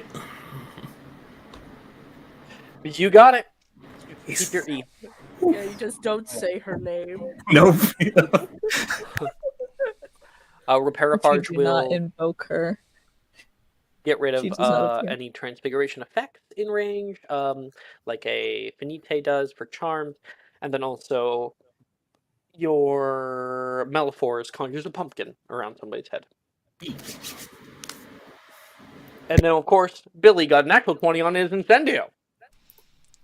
I'm pretty sure, yeah, I had one success before, and I'm pretty sure I failed previously. So, and I got my 2 today. So When it's you been a cast day. Incendio, Will, you've been studying this and trying to get it, as creating fire is going to be very, very useful. Incendio, you cast out. Probably your third attempt on it. And the first two, there was kind of a puff. The third one now, when you cast out, a large plume of fire radiates, a warm light upon Will's face in beautiful blue color. You have a blue Incendio. Pretty. Whew. 5 points are awarded to Ravenclaw. You are now at 61 house points. What's the point? Oh my gosh, if anymore? you guys get... Wait, is that even possible? Oh no, it's not, 'cause it'll go to 71. If we can get 4 house points from chat to Ravenclaw, and then we get 5 more house points. Ooh, we have a really nice score. Oh wait, no, three more from chat, and then 5 house points. Get to 69. Nice. Nice. God. I've had it where like Hufflepuff is sat at 69 house points, and then someone got nat 20, and they're like, "Can you not give us house points, please?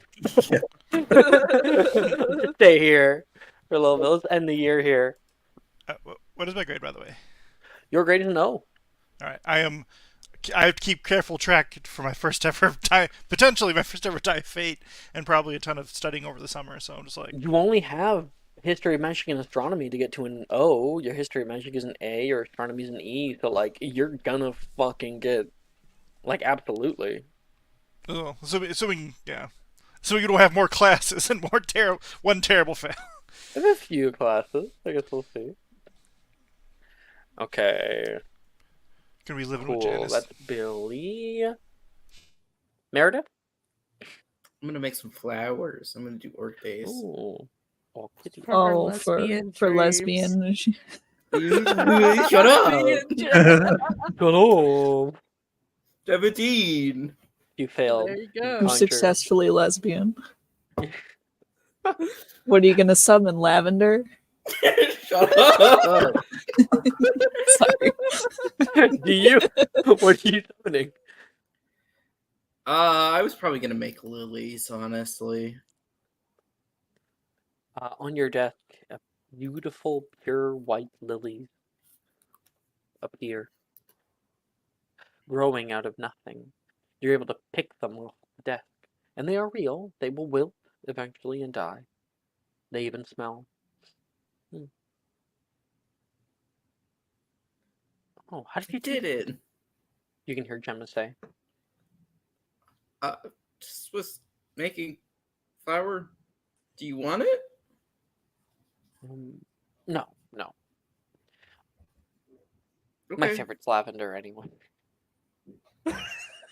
Great. I've Just actually gonna- never heard that lavender is some, like, lesbian thing. I didn't know that. Is that a thing? Just gonna slide the lily into my pocket then. It is like it's like metaphorical shorthand for Yes. in a lot of ways. For Not sapphic only for romance? lesbians, but yeah, mostly like homosexual. I love lavender, so maybe that's why I'm gay. The flowers made me gay. Thought it was the frogs. Frogs. Oh no. It's the water. Freaking frogs gay. Freaking frogs gay.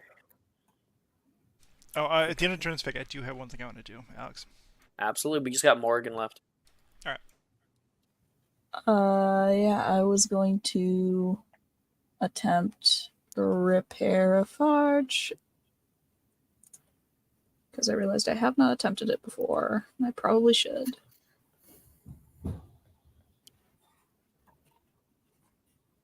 Ooh, notes. Double checking my notes. Take a D4. Can I still have the D4? Yes. Yay! Thank you. Mm-hmm. Yeah, an 18. Yeah. 18, And with an 18 and a 20 earlier, we'll give you 23. an O. Yeah, Yay! we'll give you an O. Close enough. Okay. Thank you, Raven. After Transfiguration class, we Oh, have... oh. Oh, right. Thank you, Will. What would you like to do? I have used a luring potion on my sample potion, and I have dribbled it onto some wonderful looking string taffy. That is just Not sitting again. that is just Not sitting again. in the corner of my desk. No. And I have been in air quotes surreptitiously, because of course it was not very surreptitiously, chewing from candy out of this bag because it's utterly harmless. Maybe you should have someone else chew on the candy so Dildora's not automatically suspicious. Roll me... I don't... Well, from what you said, if it's on your desk, it's alluring. It might allure the closest person. Roll me 3d27. Oh no. Oh no, 3d30 actually. Oh, I will do that, but I will also slap away the hand of anyone else who tries to go near, except for Tildor. Sure. All right. And then tell me it by highest to lowest. I mean lowest to highest. Lowest is 7. Delilah's looking over like, what do you got there? Can I have some? Sure. And he will pick up one of the non-tainted pieces of taffy and hand it to her. Oh. Okay. You can hear Delilah seem sad because it's not that one specifically. Keep going. 16. Okay, so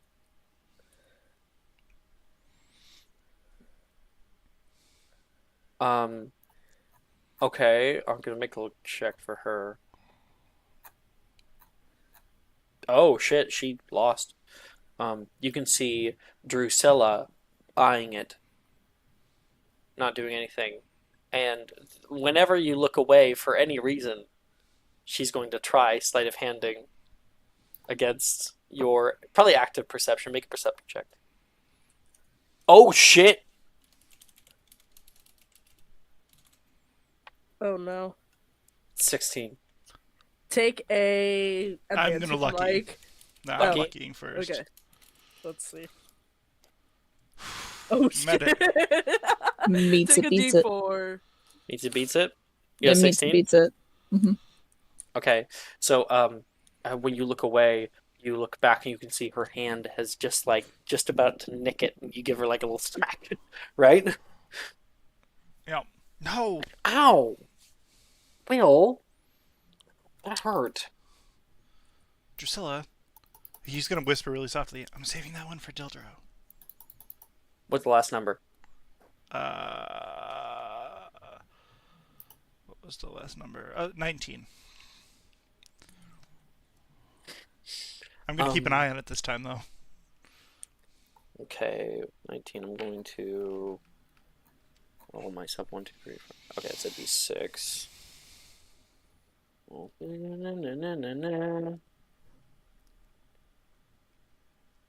Oh, okay, cool. Last one is null, actually, because you rolled yourself.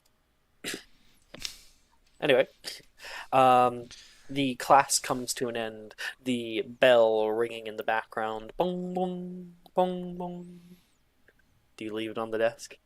Oh, yeah. Wait to be the last person out and then leave? Yep. Make me a stealth check, because you probably want to watch. Come on, come on. More luck. Take a advantage. This one you don't have to worry about as much. I'll take the advantage. Come on, dice. No. Oh my god! Not in the cards. What did you get? The dice has A spoken. 5 and 2 6s. No, jeez. Oh, I go. Okay. No, I turn invisible.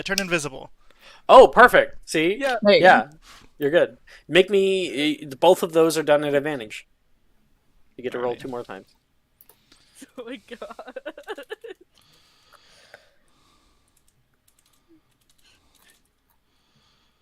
All right, Okay, 17. immediately better. Yeah, yeah. Yeah, thank God The class for that. ends. Professor Dildro is going around, kind of like picking up people's homework that they left on desk. What kind of? It's like a save, right? I probably. Alluring potion. What's that? Alluring potion should be like some kind of save. Can Oh, you tell me? well, it's a save. It's a save to convince someone to eat it. And that's kind of what's happening, right? He sees it. What's the save? Sorry, it's not a save. You have advantage on persuasion, charisma checks made to convince someone to purchase or consume it. Oh, So I can do a persuasion at I guess. advantage. Yeah. Go ahead.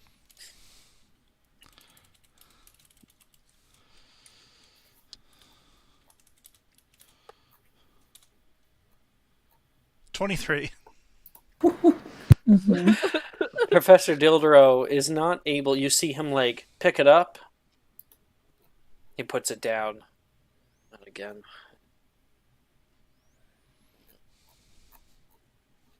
Grabs it, and he walks over to the far side, kind of dropping down some of the stuff. Looks down at it.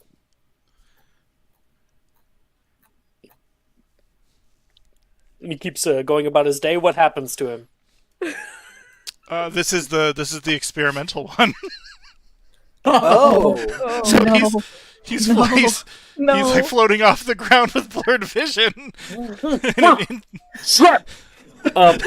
can see him like trying to like cast out like carpe retractum as he is up in the ceiling right now. It hits a nearby tile on the ground and rips the tile out of the ground. Fuck. I'd like to practice a spell we've learned in class, Alex. Mm-hmm. Or not practice, but I think I've actually got it locked in. I want to inanimatus conjurus a camera. Yep. All right. Click. Does that break your Oh, do you have it locked in? invisibility? I do. Yeah, I've you tempted it already before. has it locked in. Awesome. Does that break your invisibility? I think it does. I want you to roll me a straight d20 just for chance if the flash is on.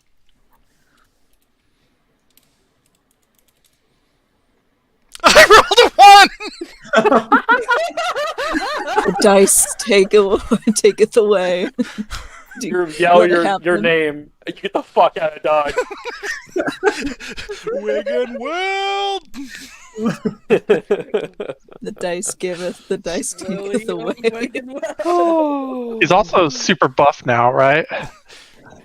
Yeah, Well, He was already I don't that know. because it was Yeah, a I don't know. transfig. Yeah, what's is Dildro's with his int strength swap? I wonder what's Certainly happening not a there. 20 strength. He's not Arnold Schwarzenegger.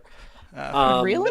He's a transfiguration prodigy. Totally, but remember that's in order to cast the spells initially. You know, you can have I it don't know. above Seems kind of 5 lame transfig for months. me. Maybe He's not Arnold. He's It's not. regular He's not above out there at the 3. bodybuilding competition. Like, I don't know. It seems I've- kind of lame. I think Seems kinda Dildro would have lame. something like the Gauntlets of Ogre Strength. It's kind of lame. You won't give the Dildorel fans anything. he does have a 20 intelligence. Is very very intelligent, and so he is now as buff as Arnold Schwarzenegger. Okay. He has to get it fixed. Let's just get this out of the way. And then when we come back from break, we can do herbology class. It's just arithmancy. So for those of you in arithmancy, which is everybody, we'll get two of any spell with intelligence.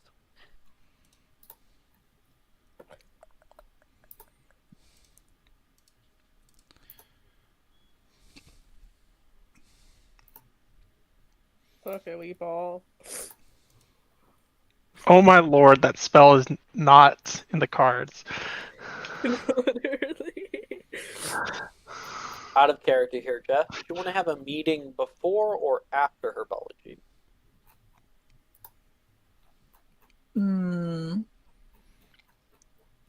I think before it would make more sense. I feel like. I think Morrigan would insist on before. Yeah. All right. Oh. Well, that didn't work. Once you have your spells, you say, I'm ready. It's 2 spells, right? 2 spells. Okay, thank you. I don't know exactly how to do arithmancy again. This is You so say much true, forgot. right? tougher You do than special last attempt. night. Oh, This is okay. Special so much tougher attempt. than last night. Last night was insane. People Zener- were off the walls. Zener, you ready? Oh yeah, Zener attempted Sagittario twice. He rolled a 3 and a 6. Roll once more for me. This is ridiculous, Dylan. I'm just being nice. Like, just if it fails, it fails. Okay, But okay. I don't- 15. I legitimately don't. I don't care about this. I feel like it's unfair of the dice at this point. yeah, Literally, like the bot Alright. just hates you. insane. I'll take the reroll. Oh. Thank you. The pity die. Yeah, 15. 3. 15. Meredith. She should be in here. Good. Hey, you got Sagittario, so that's good. Is that locked in or like not Yeah, locked no, in yet? it's locked in now. Good, because it's a good spell to have. After like 8 Okay. attempts. You did Sagittario twice, huh? Yeah. So we'll get the lower result as the 3 turns into the 15, and you still got the 6 there. That will decrease your overall grade. But you're still passing. Okay, so Zener's done. Anyone else ready? Did Protego twice for totals of 21 and 27. Damn. All right. You have a no in arithmancy and continue to. Okay, I think I'm. Ken? I rolled a 3 in Sagittario, and I roll a 19 for Lasuglis Erecta. Ooh. Arithmancy is graded harshly. Maybe another class I might have you roll high or low, but that's gonna continue to be a P. Fucking That's Vector. fine. It's fine. I Okay. only took this class for the funny.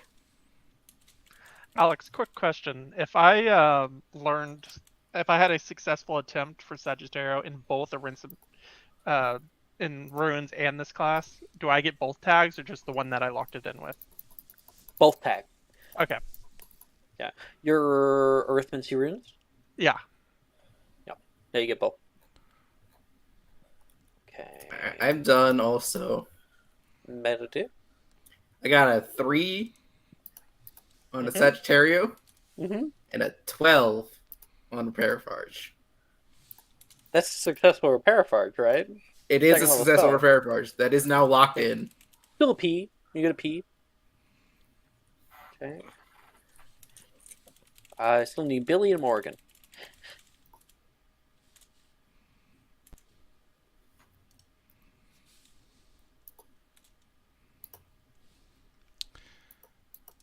An 11 and a 28. That's gonna go down to an E. I can't. You can't. Can you lucky spell attempts? Yeah. I will do that then. On the first one. To pray Does anyone for want to give me them. advantage by Yes, yeah, I did. How many of those do you have, Mike? The lucky. Last one. I have 3. I used 2. I have 1, and that one's going away now. Oh my god. Oh Thank wow, you I Jess. didn't so realize much. that one. I wasn't looking Faith, at the roller. I owe you an advantage. Oh, you got it. It's wild that it's a 16 even with an at one. Yeah. Yeah. Like... Will, do you have your? Oh no, we already got you, right? Wait, Yep. no. You're rolling again for Yes. the lower tech. Yes. Do it. Separate 1d20 plus 9. 20. Fuck yeah, So- you get to keep your O. 20 and 28. Yeah. And Morgan.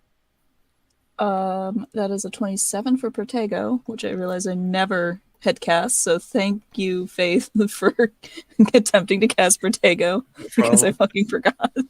Same. That would have Very been useful bad. spell to have. Yeah. Needed. Yeah. And then Very I much rolled needed a for combat. 26 for Point Me. Cool. 27, 26. Your grade will increase. Almost in that one. That would have been bad. I would have cried. Yeah. You have a plus 15. Yeah, Yeah. I mean, it's Div. So Yeah. Okay. That is the end of arithmetic. When we come back, we all narrate the start of maybe a meeting, and then we'll have herbology. See where we go from there. I will see you guys in 10 minutes. Bye bye. Discord. Are you looking for that perfect gift for that tabletop role player in your life? For that podcaster? For that little sister that keeps going on and on about shiny math rocks? Well, look no further. OBP Musical has you covered. Original theme music for your characters, worlds, podcasts, and more. Has your bard written lyrics about a party member's tragic demise? Let us compose to them. Or better yet, let us write those lyrics for you.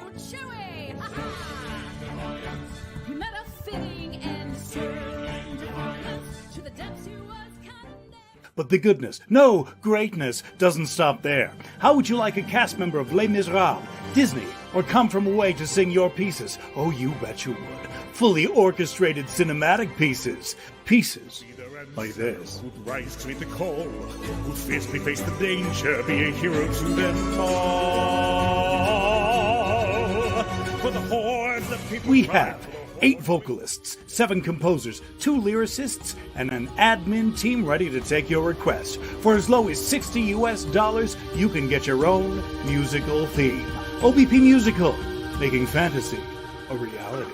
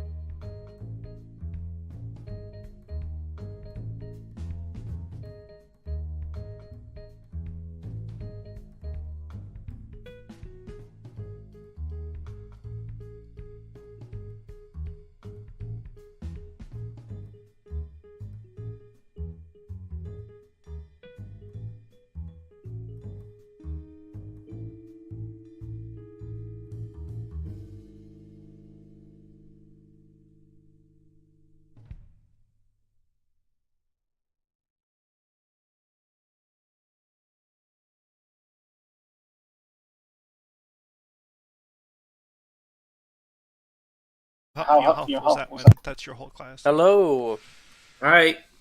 We're back. Hello. Hello. Hello. I Hello. would switch my audio from StreamYard over to something else. Then everyone shows back up. I'm Yeah, completely deafened. I was taken so off guard even though I was looking at the countdown.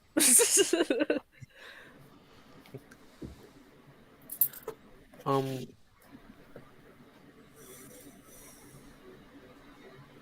right. Coming back for after the break here. Oh shit. Okay, Mark gave some points. It was 5, 6, 7. He gave 8 points to Ravenclaw. You guys are at 69. Nice. Heyo. Heyo. I was afraid for a split second that he was sabotaging us. Honestly. Yeah, give you 1 point more. Exactly. Or 1 point bastard. less. Like some way that we can't, Mm-hmm. We go in begging Sprout, just take 1 point away from Ravenclaw. Please. Just incendial I fought plan. in your general direction. Ooh, there we go. I can make that happen. No, my. Oh, William. That's 1 point from Hufflepuff. Or 1 point from Ravenclaw. 1 point. Hufflepuff's great. Yeah. It's probably Hufflepuff's fault. Mr. Wiggenweld, I deal with dragon dung on the on the usual, and this is far worse. I don't know what's come over Mark. me, Professor. Mark, I would never do such a thing. For such a sacred number. Oh, Domine Spiritus. All Ravenclaws. No, I'll give it to everybody. Everybody gained inspiration for somebody having 69 points. Yeah. Little celebration. Nice. Woo! Nice. Okay. Nice. Morgan, you are walking through the halls, trailing a finger along the side wall, and you can hear a voice. Morgan. You feel presence. Your mother.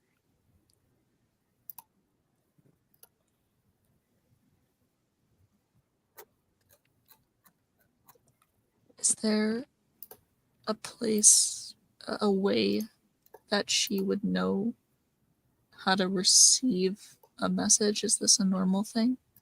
No, it's not a normal thing, but something that certainly you could believe from your mother. Mhm. Is this thing working? Working? You can hear echoing in your head. Mother? Oh, good dear. You're alive. Very good. I've been feeling something as of late. Fluctuation. Ish. Do you feel it too? Something's about to change. Perhaps. Keep an eye open. Odd goings on in that old castle of yours. You have my blessing. And she disappears. We have dinner. And you guys all head down over there to head to dinner together. The food has not yet been given off, and people sit at the empty tables with one another. Morgan, you sit down there and sit down at the Ravenclaw table.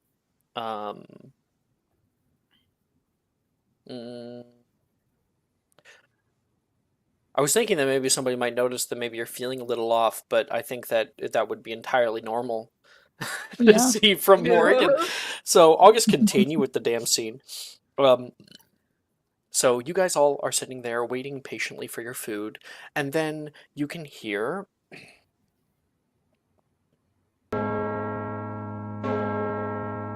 people kind of like sit back, waiting for the food, and then nothing comes.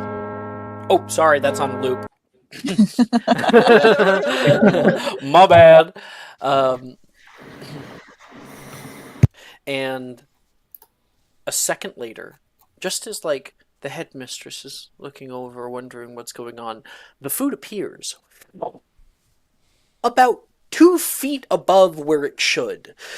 It slams down, causing food to spray out immediately, like mashed potatoes and gravy and cranberry sauce and turkey, all getting on people's robes. Oh, there's a concourse of screams that happen around the hall. Oh, come on. I have sensing danger, and I can't be surprised while conscious. Mhm. I would like to have gotten up from my seat and walked into the aisle before this happened. Yeah, you can feel something weird happening. You stand up, take a step back. It all slams across Drusilla and Saoirse, and I think some people will take notice that you were one of the only people not affected by that. The headmistress gets up. Come, everybody, come! Quick! Phineas, out! And Phineas says, right away, Mum! He goes rushing for the kitchens. A few minutes later, the food, maybe like a minute or two, the food disappears. Oh, the murmuring begins to quiet down a bit, and then maybe 5 or more minutes pass. And who has a high passive perception? I have 20. 23. 21. Well, I mean, Morgan wouldn't see this thing that I'm saying. Meredith. Yeah, 23. Meredith and Zener had the higher one too? 20, yeah. Yeah. You two notice something. The torches on the wall are flickering currently. The ceiling, you can normally enchanted, begins to become a lot more see-through. You can see the banisters and things that are at the top of the hall, and the little candlesticks. Some of them go out even, and then the food reappears. At least what's left that they were able to salvage appears for dinner. I'll point this out to, I'll walk over to the Ravenclaw table, and I'll say to Mike, did you just see what happened? Of Or course. to Will, I should say. The food crash, right? No, the lights flickered. I've never seen that before. They're magic floating candles. How could they flicker? I think mean- Center seeing things again. No, I trust you. This isn't spell related, so you're probably right. Ooh, what a pretty effect. It's probably just Wilfred. One of his little tricks, Drusilla says. I'm actually gonna look around for more again. Since I'm out of the way, can I I want to go up to the teachers' desks, like the area where they look over everything. Not a problem. What teacher are you going up to? I think honestly I want to go to McGonagall because she's the one in charge, and this seems like a school-wide thing. There's probably a few people who are trying to do that is the one problem. And she's trying well, desperately to get everybody to go back to their seats. I'll probably go to Flitwick then. Mm-hmm. You probably see that, and you can see Phileas who's just trying to eat. I'll make my way over. Dear. Professor Flitwick. Miss Ainsworth, everything should be fine now. A bit of a mix-up out in the kitchens. No, not the kitchens. I know you're really good at charms, and I assume that the candles are, that sort of work, but they were flickering, and a couple of them went out. I didn't see anything of the sort. He looks up, and he's gonna make his own little perception check. Can I help him? Because I Yeah, know where they are. you look up and you're like, yep, those are out. They're currently on. Huh.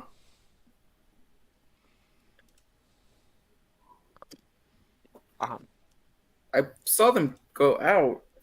It's okay. A bit of paranoia at a time like this is No, I have perfectly really good normal. eyes, and I swear I saw them go out. I recommend you get a full day's meal. Like I'm going to be. Particularly enjoy the cranberries. Hopefully you have a few left. All right. Thank you, Professor. And I'll just stumble away back to the Slytherin table. That was ridiculous. You can hear Gemma starting to say, "There's house elves, but better clean all of this up. I was covered in cranberry sauce." I'm still looking up where those candles are. They seem fine. Now on. And it's just like, you guys didn't see the candles go out, right? What? No, I was a little bit too busy with mashed potatoes on my shoes, Ernisia says. Just like keeps looking up, like, I don't know. Yep. Something feels wrong. Back over to Will, who is looking for Morgan. You'd see her. Morgan is still standing in the aisle, just kind of listening and trying to absorb what's going on. Her mouth, you'll see, because it's not covered. Like, she has a very pronounced frown. He'll walk up to her and say, Did you anticipate that? Occasionally I feel things before they happen. I don't know what's going on. Did you sense the light go out? Not with your eyes, but, divinationally. No. Apparently But they flickered. That's... I think we need to call a meeting. Everyone who fell.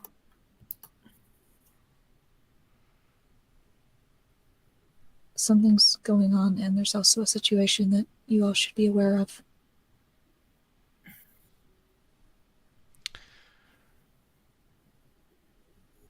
I'm going to. Is it the Great Hall still in a bit of chaos, right, Alex? Recovering, yes. I'm going to still send up sparks. There's a little red flare into the sky. And a bunch of you guys know what that means for Will. Mr. Wigginwell, put the wand away! We don't need more chaos in all this! You can hear Flitwick yell down toward you guys. Not knowing its significance. Sorry, Professor, just checking for Nargles. Oh dear, another one. Remember, he had to deal with Luna. He was her head of house still.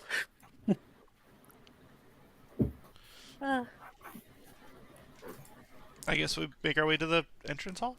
I will direct. I'll direct Morgan through any of the crowd that might have formed toward the entrance hall. Not that she probably needs his help, but She appreciates it nonetheless. Gets up, just tries to get the dirt or whatever food scraps that got onto her, just scrubs that off, and just leaves her table and goes towards the entrance hall. I mean, we're just gonna stand up and just like, I have to go meet with my friends. Gemma, do you want to come, or do you want to deal with the food mess, or? I think I should be good. Thank you for the past few days. I think I was just kind of feeling paranoid.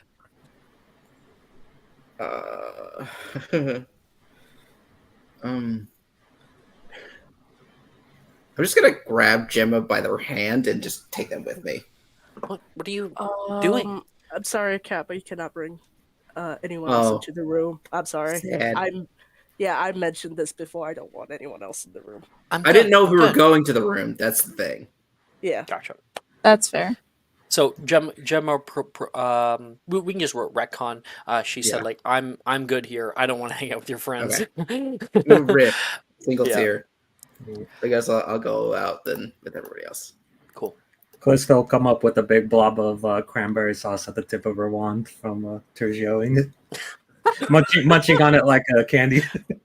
What a my use for gosh. Tergio. You know you can form the cranberry sauce into like different shapes too. Mm-hmm. But she's formed it into like one of those like you would have like a lollipop, but it's basically just at the tip of her wand. And she's just like every now and then just taking a little lick.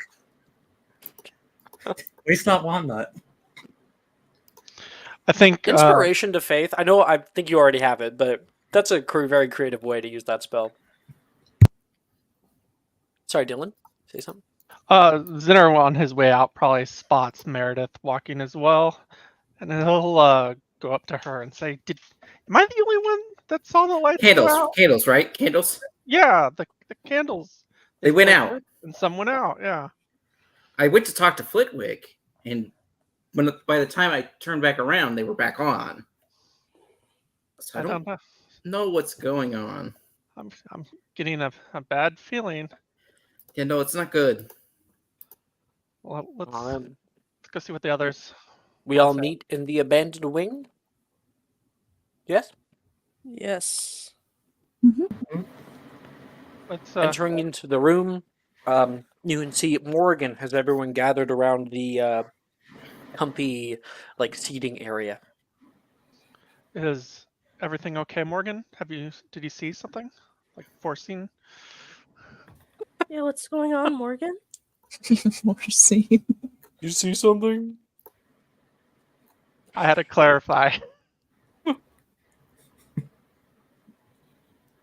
My mother was in contact with me today. She told me that she sensed something strange going on up here. And I can't say that is not the case. Yeah, the food thing and then the candles. I'm not sure what's going on. Yeah, things have been weird as of late. Is something gonna happen? As far as that goes, I have no idea. Although when I touched the orb, I did see some scenes that, to be honest, I'm still trying to piece together. Lots of things collapsing. However, that is not why I brought you here. We have a more pressing issue. What's going on, then? Can I use the orb and show them the vision I've been seeing? Yeah, with a little bit of role play, you could. It would be in the mind, so you would be kind of gaining the consent of all parties, and then, yeah. I need you all to trust me, alright? I would like to show you what I saw. Okay. Okay. Understand what you see may be a little disturbing, but I believe that this instance is about to come to pass. I'll nod my head. Okay. Morgan places her stave in the middle of the room. Everyone gathers around it. There is hanging from it a little lead ball that Morgan's able to take out and unscrew. The yellow light suffuses out from it to everybody, and you can feel your minds opening. You can hear voices echoing all around you. It is one another's thoughts swimming around your heads like liquid.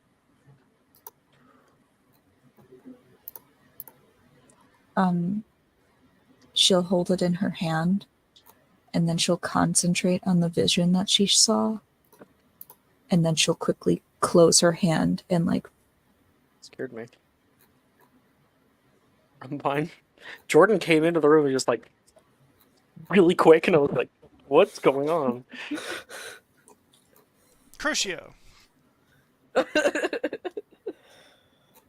I got a gift. Oh, mhm. My birthday's coming up. Are you opening it now? Why not? Okay. I'm guessing this is probably from Maya.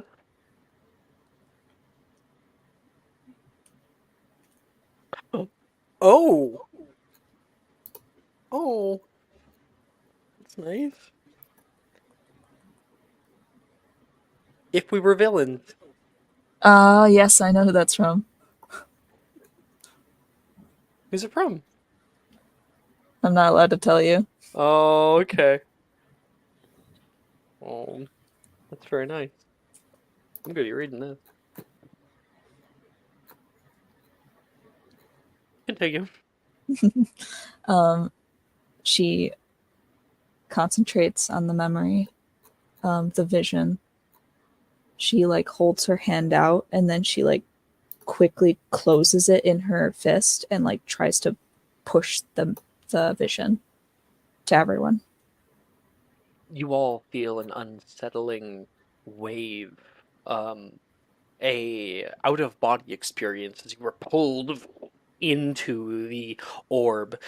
Inside, you see a sea of stars and the ethereal glowing bodies of your friends floating with you, left and right, all centered around a single star in the middle. There is beginning to be conjured long flowing lines, like one giant web. How's everyone react? Shen is terrified. Yeah, Zenner's scared. Will's fascinated. I think Meredith is also fascinated.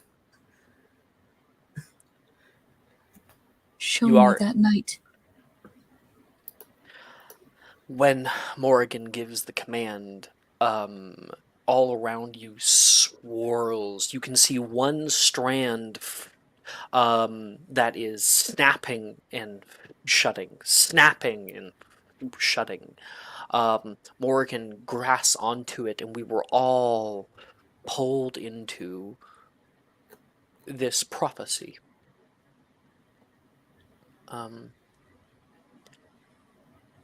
There's a white flash. You can hear a piercing shriek, the pang of pain in your head. And all of you currently hover above like ghosts in a scene. You see the herbology greenhouses. Greenhouse 3. It's late at night. It's currently raining all around. You can hear the pitter-pattering on all the tops of the glasses here. And you can hear from inside, "No, no, no! How many times must I show you? Professor Sprout is down in here.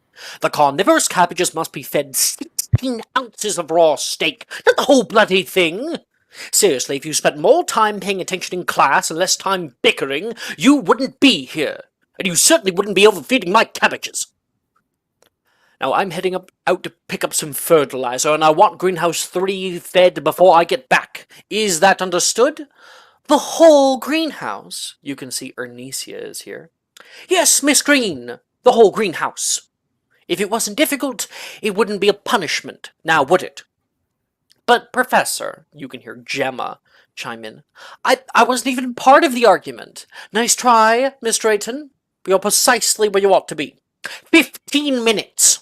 I expect this greenhouse to be fed in 15 minutes, she says as she walks off. The door slams shut. "This sucks!" Ernesia kicks the table.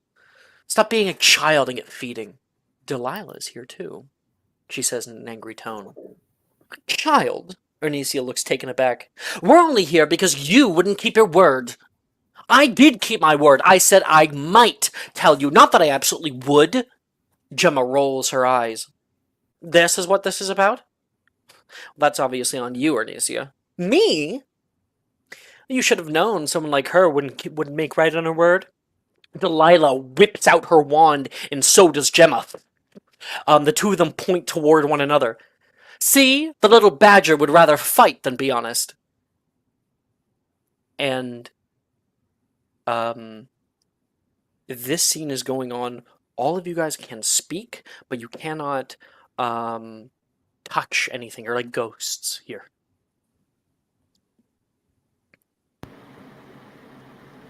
Guessing this is some sort of detention. This is how it begins. It's late at night. It is always this night.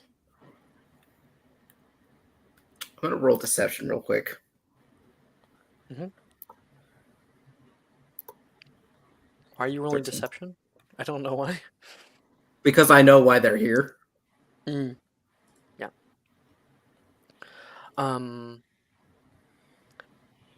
Just then, you feel something off. You feel a sort of shudder in the very fabric of reality around you. You see what apparently the girls do not at all, as if it's invisible to them. Not a pulse, more of like a shudder. The entire A wave. castle, the magic of it kind of ripples, and in the sky you can see a huge blue dome appear, ginormous, miles across, and you can see lines like lightning move along it, cracks open up, and it flickers and goes out. You can see it kind of flicker again, like it's on the fritz. While that's happening, the fight continues.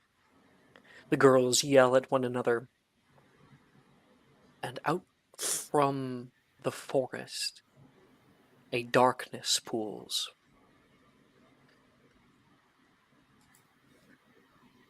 Shadows move in the ether across the northern grounds. You see them leap, attach themselves to the side of the wall, quietly, imperceptibly come up the back wall. There are more coming from afar off. And the first few land on the rooftops of the reigning greenhouses. Meredith, you see them. Morgan, you've seen them before. Acromantula. Probably 8 or so of them. And there's more coming. You see the girls there. One of them crawls up the side of the wall. The girls are arguing far too much to be able to hear anything. How does this sit with people in this moment watching this? Jen is sitting, watching a bit in horror. Like she's getting goosebumps. I'd say Will does not notice because he's looking at the sky and trying to see if the positions of the stars match up to something similar to the current day. You may make me a history of magic check, I guess, for astronomy. 23. This is tonight. This is the most common vision. We need to stop this. Yeah, it's gonna be tonight. Oh my god. I think Meredith's just kind of shaking a little bit. There There's is a a ta- way. There is more. I'm sorry for what you're about to witness. There's a tapping on the rooftop. At first unmistakable from the rain for the girls, and then another. They hear a pane of glass crack. They all turn. Everyone goes quiet. The arguing of the girls fades, and all they can hear is their own fervent breath. What is that? They stare up at the ceiling, and through the mottled glass, they see the movements of something. On their left, something blocks out the window.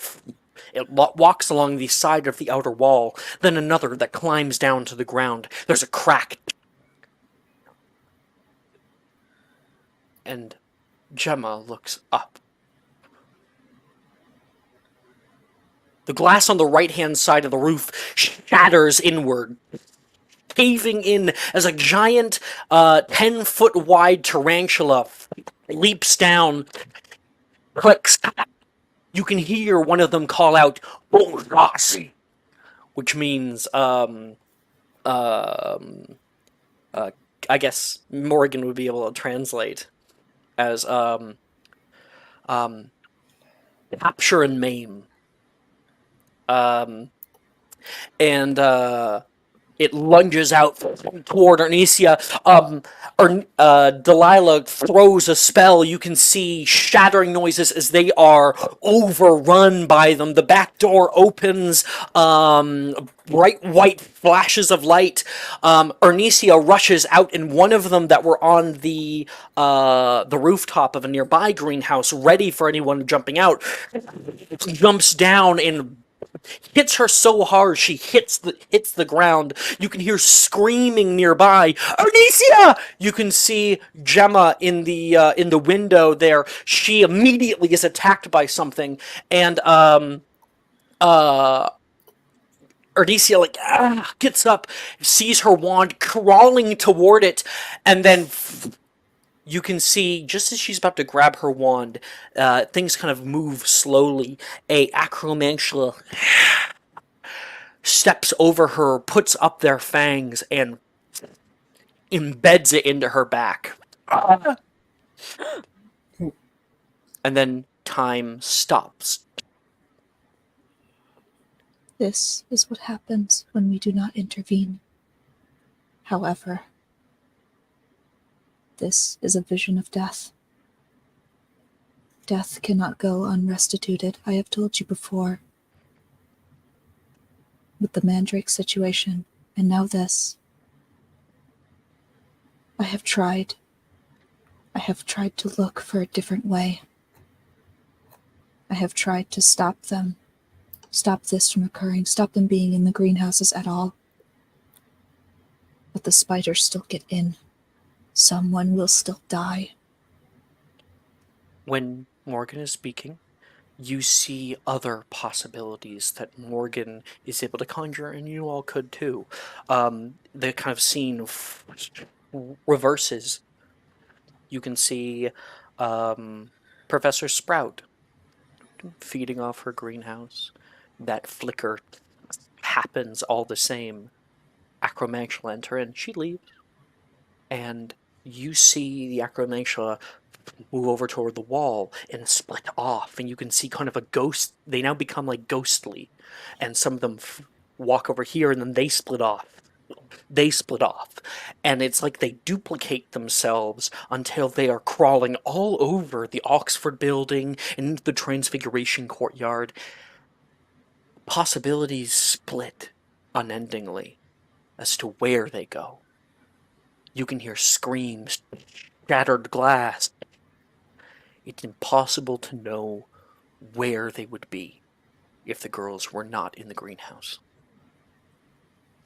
And I have tried to put them back in the greenhouses. I have tried to join them. I have tried to get you all to join them. Without help.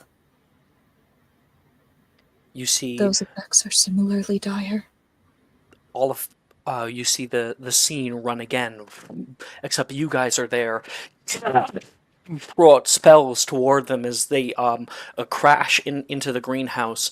And significantly better, the fight goes for longer. But outside, on the back wall, you see something deep. A huge acromantula, a botchling Meredith, a fertile male, a general, steps out with a concourse of other acromantulas. Boy, fa! It screams, and their acromantulas join the fight. You guys already are quite bloodied, and we see not just one death, but far, far more. And I have tried. I have tried to look for a way to involve professors. I've tried to get Sprout to say. I have tried to warn McGonagall. Do you know what happens then? Shut down. The school is shut down.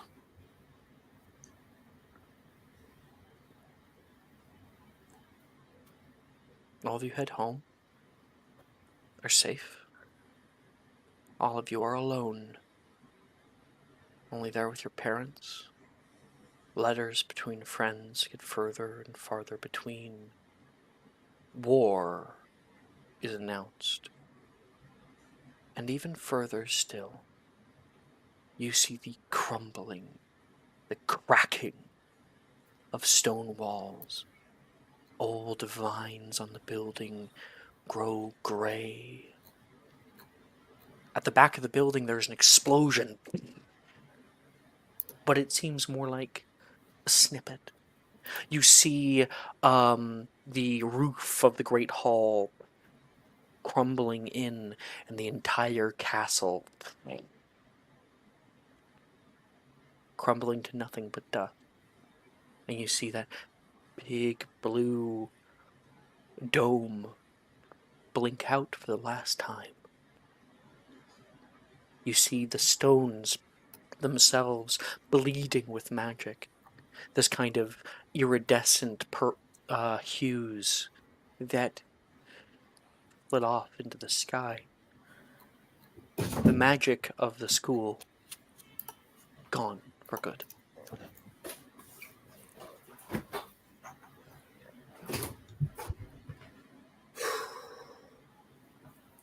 I think that like Melissa's eyes are locked onto where Hernesia went down. It's just like muttering under their breath, like this can't happen. This isn't real.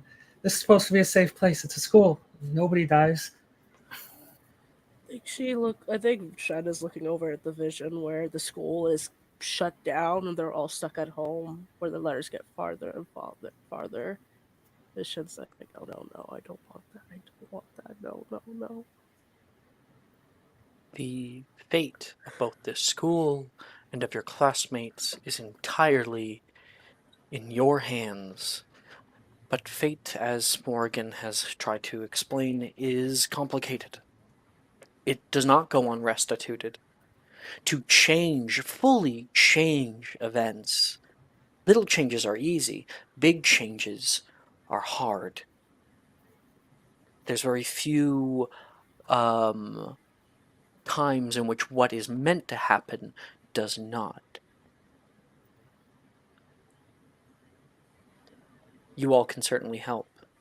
But we have the unique opportunity by way of the Seer's Stone, for which you may glimpse into fate, into possibility, to plan. All of you being here have that ability. Now we have that ability? Oh shit. So, let's talk about the things at play here, the things that we can manipulate to see what will happen. The acromantula come in. The dome itself, that flickers out for the briefest of moments. The girls are in detention together in the greenhouse late at night. The Professor Sprout leaves for about 15 minutes. And possibly all of you could be there to fight. But that's still pretty dire. Morgan, you said you told the professors? I have told some, or at least tried. That's why my nightmares have been so frequent. Which I've been professors trying have to look you... for Oh, go ahead. Sorry. a lot of them, the ones that I believed were capable, all but I have not gone to one. Which one? What'd you skip? Yeah. Professor Dildero. Oh my god, Morgan. He's the easiest to manipulate. I thought he would be the first you went to. He's a drunk with a sweet tooth, and I now have embarrassing pictures of him floating on a ceiling.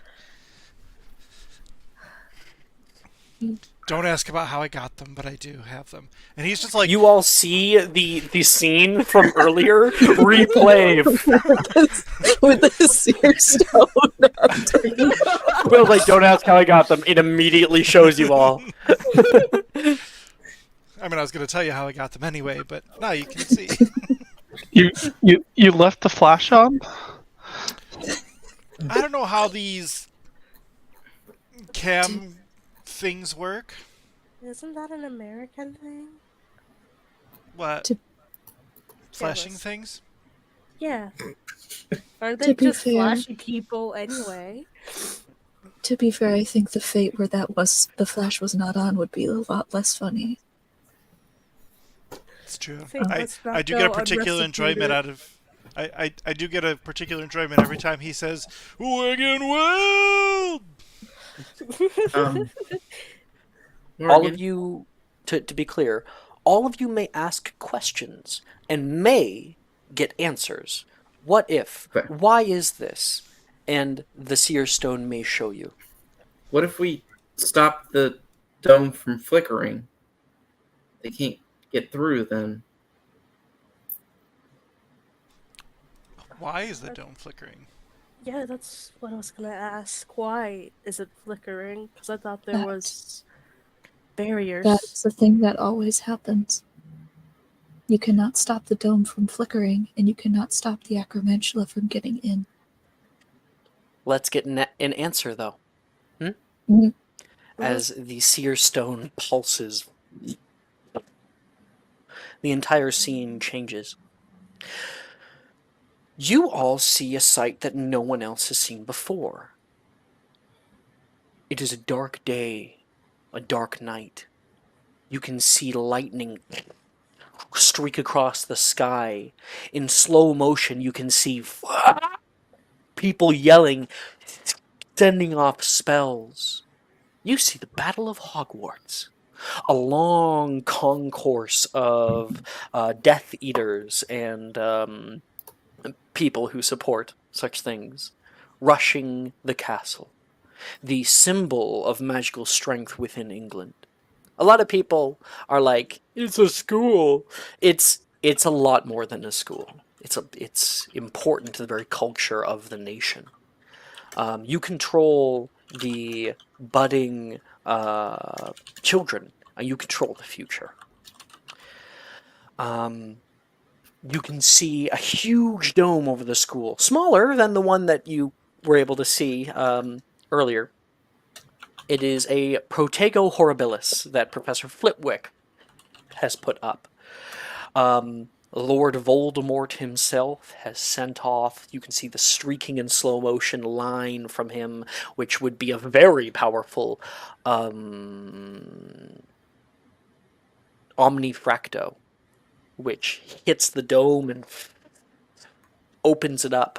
The Acromantula are rushing toward the castle, some of them on fire. You can see smoke rising up in the forest far, far away. A wildfire burns.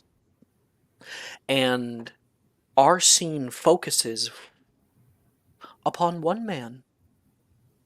You don't even know his name.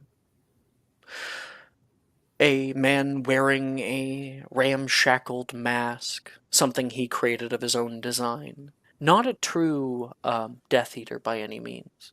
It's a wannabe. Or cannon fodder, really. Rushing forward, people send out spells, and he does too. You can hear him say, "Reducto!" They're trying to destroy the castle.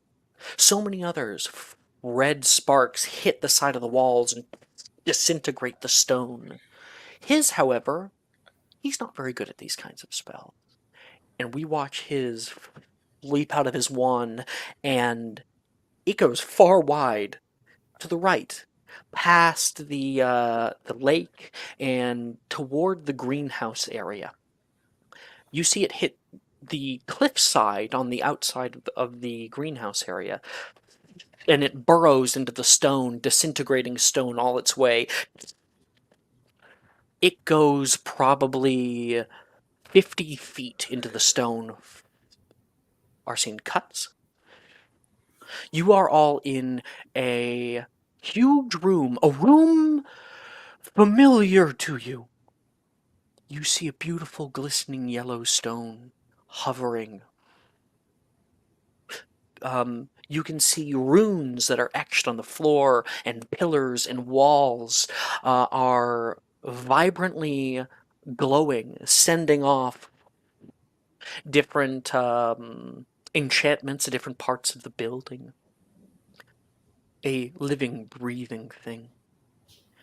And that tiny little Reducio getting smaller and smaller and smaller in the rock opens up a pinhole in the wall. The entire castle shudders. The entire room quakes, and you can see the seer stone kind of drop for a second. All the runes begin flickering. There's a red glow that comes over the right-hand wall, and it passes over, but is unable to help. A piece of stone where there was an important glyph, and the Reducto, has disintegrated part of it. Just a tiny, tiny part. Years pass. Every year, a quake. As the seer stone tries to remain connected, tries to pull in. There is a call. You see a possibility. Mark out.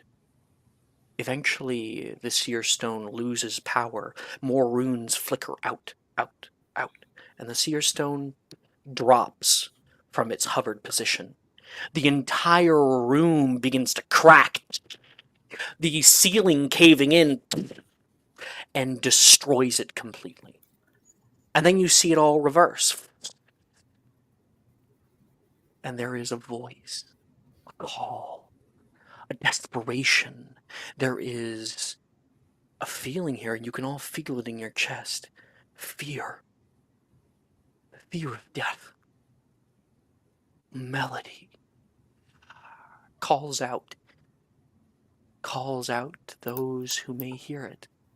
And a young boy, Nolan, hears the call. And we all know what happened after that. What the castle did not expect was for our seer stone to end up in the hands of Morgan. The magic.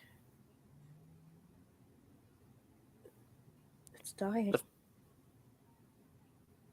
The flickering lights outside are merely a symptom of a greater issue. It, unfortunately, would be, to your knowledge, impossible. You would have to fix the school, and you recall what happened. That room fell apart. It can't merely just be placed back.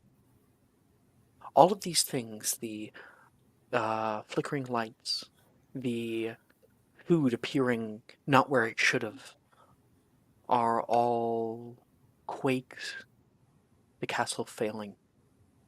And it will continue to fail. This story was written long before us. Small little thing. A nobody with a failing spell. The castle. This was going to happen anyway. It's like a butterfly effect type of deal. But the magic is dying, and the school feel the fear from that stone that Morgan has. Shen specifically feels a connection to it. This castle, you watched its death but moments ago. The possibility of it, that magic leaving its very body. What you hold, Shen realizes, is not just some strong magical artifact. It is a part of it, an organ taken from its place, and with every use, including this one, becomes more and more disconnected from its soul. The castle is alive. And Shen, I would like you to make me a perception check. Okay, I'm gonna use my inspo then. For that, because it's a flat roll. I'm rooting for you. Nope. Nope. Please take an advantage. Thank you. I would like to see you succeed on this. 15. 15. Would that You work? hear a voice calling out.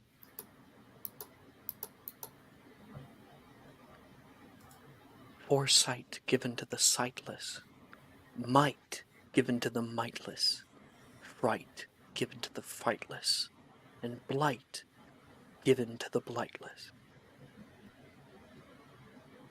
Words etched in the fabric of our reality, some of which has gone to past, others that are soon to. I think she would repeat those words underneath her breath, but loud enough for everyone else to hear. And when she repeats it, you are able to make out the words that the castle itself is repeating a prophecy. Callista, you hear it. Meredith, Zener, Will. I have already spoken those words. Now you hear them too. But hang on, if we're going by the castle is alive and fate always never goes unrestituted, how can we save the castle? Is it we have to kill something as big as a castle to take its place? What? I don't know. Maybe, perhaps, we could replace this. And she, has her hand out, kind of opens it to the eye. I don't know. If this is truly an organ, then there must be others. But I haven't seen that.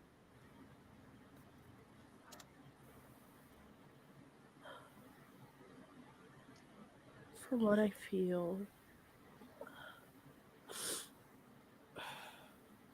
from when... How do I put this into words? Just from the fear I feel from the stone. I just feel it disconnecting more and more from the castle, like it's its own soul. So, not sure how we can even help the school.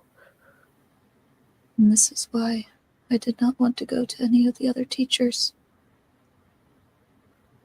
They wouldn't understand.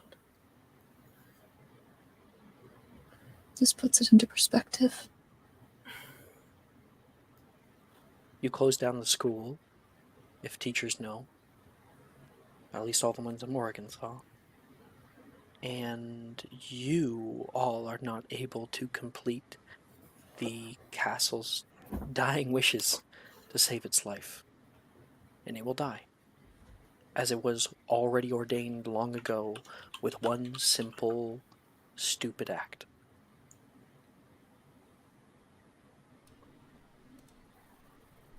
Is there a way to save the castle? I entreat the eye. You see flashes. You see flashes of crumbling ruins. One that has a huge podium of water surrounding it, and a purple kind of cube, a dark black mass swirling in its center, purple lightning coming off of it. You see another flash. You can see a dark black root that grows all around a stone, growing farther and farther in the darkness, trying to reach up through the earth. And a flaming piece of petrified wood that is set inside that stone.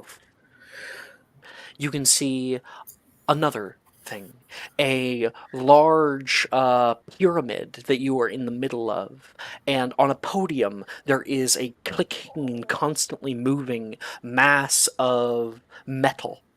And blue runes adorn the entire room out there, and you can see the beating of some kind of red glowing heart.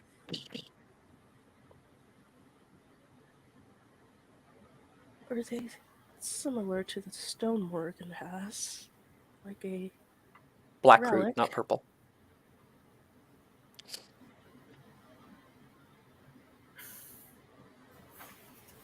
Castle. The stone is showing us the relics? Organs, I guess. Maybe if we have them all together, it will connect them again. We have to retrieve the relics then. How do we get to the relics? I'll ask the stone. Not going to give you that. The stone has difficulty showing you. I remember Callista showing me a small Nintendo once. And one day it didn't really work. And then I saw her remove the batteries and place them back in. And it worked again. Well, he forgot blowing on it, but yes. Yeah. Oh yes, the crucial step. The breath of life. The breath of life. Fucking hell. know, So we might not be able to stop this magic from dying. Maybe. But I wonder if we could just do it again. Recharge it? Circle of lifestyle, right? Like they had to make these, someone had to make these things and like set the school up. I wonder if we can push the reset button on the Nintendo to restart the game. Did I get that right, Callista? More or less, yeah. so NES had a restart button, so yeah. so we we keep clicking it, trying to playing with the cartridge to see if we can get the connection. I just want to play Mario Kart. Yeah. so we. You said you can't avoid death, but what if we bring something back to life after it died?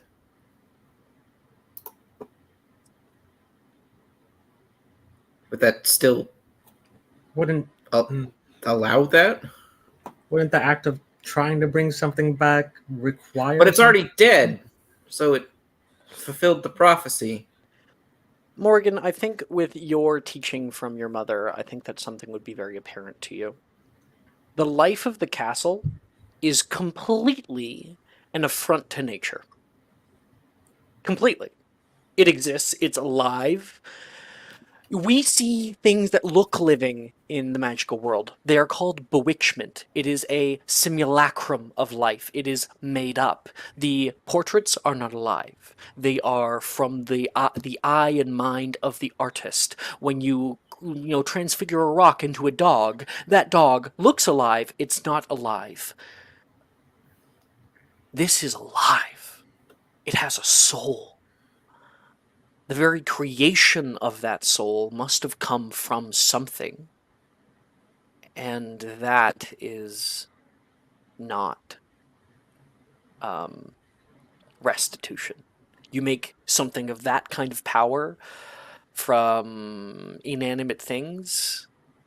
The castle's very death would probably restitute its own life. Can you say that again, but without the word restitute? Things would equal out. It was never supposed to exist in the first place, naturally at least. All right. This was an affront to nature. What did they do here? Oh, out of character. Oh my god, now we've got her going down the nature route of things. We're going to be like, this abomination unto my life must be destroyed. No. Quick, get the artifacts, we can smash them. But it's alive now. If Morrigan's life was an affront to nature, should she just simply die? No. You know? Yeah. Like Mm. the The answer soul, for her might be seer yes, let's be stone. fair. Like the seer stone, we literally felt its fear of dying. There was a time that the seer stone was not a part of the castle, and then it was placed as part of it, and it is now inextricably connected. The memory.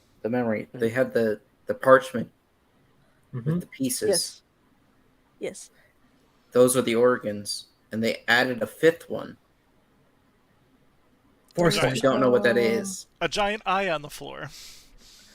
It was from that. I forgot his name. Sylvestrus person. Right, that's Yeah. we figured that part out, right? That was the name that was on Slughorn's table. Yep, we know it's Merlin. Merlin. Can we see the moment the soul was created? Was the seer stone around for that? That's You guys have interesting accessed quite a thing. bit. Morrigan, make me a Constitution saving throw. Oh shit. Hold on, I'm looking. Ooh, that's a hot +1. All right, let's do Take this. a D4. Take a D4. You still have your inspo, I do have my Yeah. inspo. just in case. A 16. There you go. Okay. You are able to save yourself from a point of exhaustion. You are definitely pushing the stone right now. And you can feel, literally in this moment, as you push it a little bit further, the light gets a little bit brighter. And the entire castle, that you can feel, like your bodies, even though you're not in them right now, you can feel a I shake. need to stop. The seer stone is becoming more disconnected and more connected to Morrigan. And all of you. But with the question can be answered.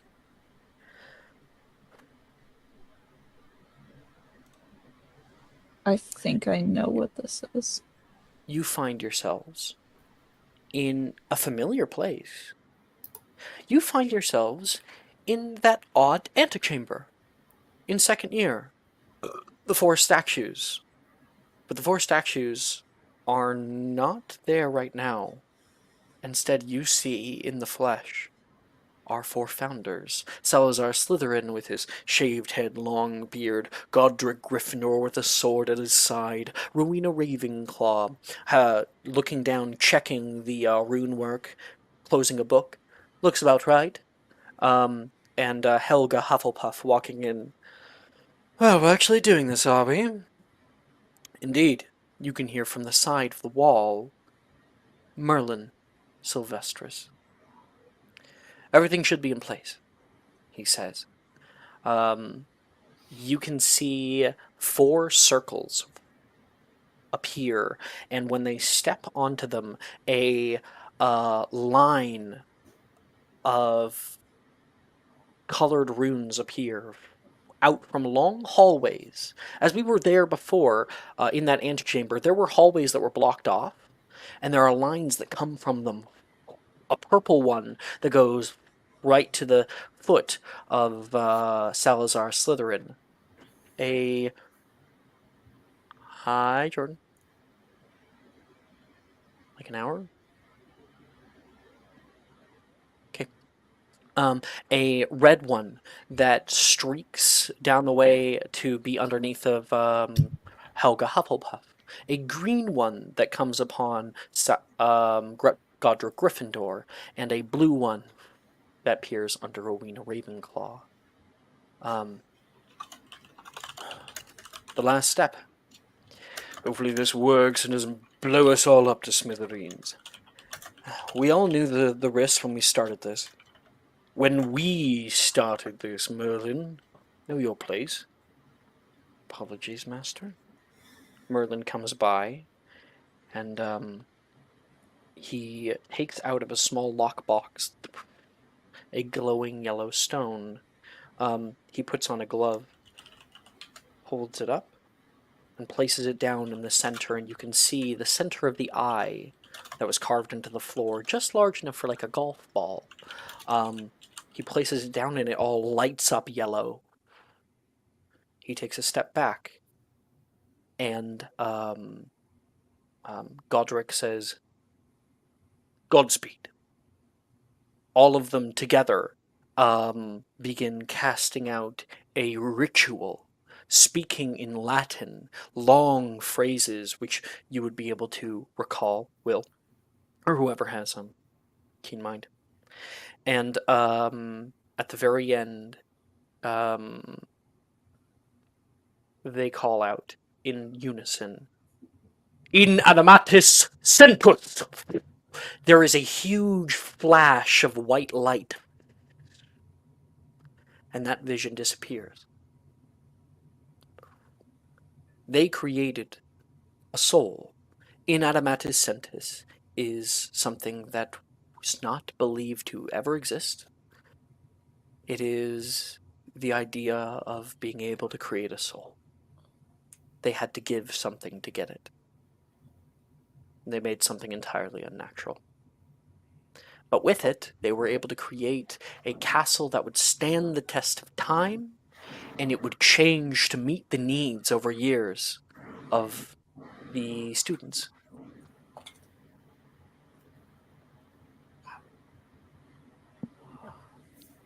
This is what Merlin was talking about in the memory, with wanting to preserve their legacy. What they lack is foresight. But Merlin was able to give that to them. I think that is the foresight. Are there only 4 lines in that phrase? 4 lines in the phrase. So my thinking is the Seer Stone gives sight to the sightless, but there's only 3 other blight to the blightless, etc. There are supposedly 5. What they said to cast a spell is not the same as the prophecy. I was thinking, yeah, no, that's fine. I was thinking back to the prophecy itself and being like, Oh, Yeah. There are 5 lines to the prophecy. Sight to the sightless, might to the mightless, fright to the frightless, blight to the blightless, and life to the lifeless. Oh, I So forgot there the are last 5 one. lines. I Yep, forgot okay. the last one. Damn it. And life given to the lifeless. okay, Mhm. cool, because that makes more sense. I'm like, yeah. Huh. Out of I- character, Meredith and Zenner, A+. Yeah. Because Yep. yeah, so some of us are like, we know some details, but also don't want to just be like, Yeah, Yeah, just giving it away, you know. doing a great job. Mhm. Good questions. So we have sight. So next would be might. It may not be that simple. We may But not need to that's get them if it's a in order. prophecy, then that would make sense to follow the track. It's not easy just to get to the relics, I would Prophecies assume. Well, obviously, are it's not also easy. That would be the prophecies next. are also not linear. It would be a mistake to follow it like that. It's more like, think of it like an evocation. Yeah, like wasn't it? It starts with the site to the site list, but if we think about the order in which the things were made, right? Wasn't the seer stone done last? Like I order said, may- the prophecy has nothing to do necessarily with the incantation used to create the spell. Right. The soul. I'm just thinking about how we interacted with it first. That is true, but that could just be a red herring. Mm-hmm. It probably doesn't even matter where it was in the phrasing. It could be the might to the mightless first, even blight to the blightless. It never mattered. We just stumbled upon this first, and that was only because of one man, a stupid man with no name. Yeah. He died in the battle. We didn't even live to see the end of day. Man, I wonder. That whole thing kind of reminds me of XP share. I wonder if all the founders had to give a piece of their souls to make a soul. That would make sense. Out Fucking of character XP Horcrux? share. Anti-Horcrux? I love your Pokemon references so much. Guys, Just- look. Food. Yummy. Stuffed Ooh, salmon that and Brussels sprout. Dang. Oh, Damn. it's good. Thank you, Jordan. I love you. I'm kind of at a loss on what to ask. I I think we should stop on I think we should asking. stop. Morgan seems a little haggard. And I felt the earthquake. Well, if the event happens tonight, what do we do? We at least go ask the one person that we haven't yet, or Morgan hasn't yet. Yeah. No, I'll ask him. I will. I will ask him. Maybe we should If all he go with you. threatens to go to the other teachers, we have blackmail. Could No. we ask the stone what happens if we ask him? No. Hey, I think it's a bit too risky at the moment. Okay. What happens when we propose? Does the stone start to do like I don't know if it's only when we try to get deep lore stuff that bad stuff starts to happen, or now that we've asked several questions, so should probably see like because it seems like Morgan might have known there might have been an issue. mhm. So no on the blackmail. I will say, narratively, every question you ask disconnects it from the school more. But that's a long process. A long process. Years long. So many questions. So many questions. I don't want We to might be ask able to- any. We should probably pace this out. Also, I'm gonna get a point of exhaustion if we do this, and I really don't want that for what's Right. coming up. Yeah, especially if Appreciate it's all of tonight. you. Actually, though, Come on, it you is dinner. we can ask at least 5 more questions. It is dinner. Maybe even Herbology 6. hasn't happened Oh, jeez. Raven says it is dinner and herbology hasn't happened yet. That is correct. yet. So Jesse will be fine if you have that point of exhaustion, because then you will just. Not doing It's tonight. Point of exhaustion requires a long rest Right, yeah. to, Yeah. That's fair. to fix. Yes, 8 hours. Alrighty. Um, Dildura then? All together? We can strong arm Right. him. No, Or do you can do it yourself, Morgan? there's a way to get him involved. Oh. That I may be able to pull on. An emergency trip to the Hog's Head for more whiskey? I wish. I don't think I don't think that's I what don't she believe they will meant. allow. I don't believe they will allow me in there a second time. I'm going to trust you on that, Morgan. Oh, we could I don't steal. want- We could steal some of Trelawney's alcohol. She We is could an rob from. alcoholic. We can rob from the If the this is divinatory what rich fate to give is, to the alcoholically poor. if this is what fate is, Trelawney being the way she is, 100% makes sense. Well, Trelawney and Dildo are both alcoholics. They Yeah. definitely have drinks together sometimes. Which is, Dildar, of course, is me, but Trelawney, that is canon. He is an alcoholic. Yeah, of course she is. She sees death everywhere. Well, Morgan, here, just in case, and he will hand her the photo of Dildero. The Okay, so air. we're leaving the Sears Tome. Yes. Yeah. Yes, think so. yes, Alright. our lawyer. You're all back. Will can hand you the picture.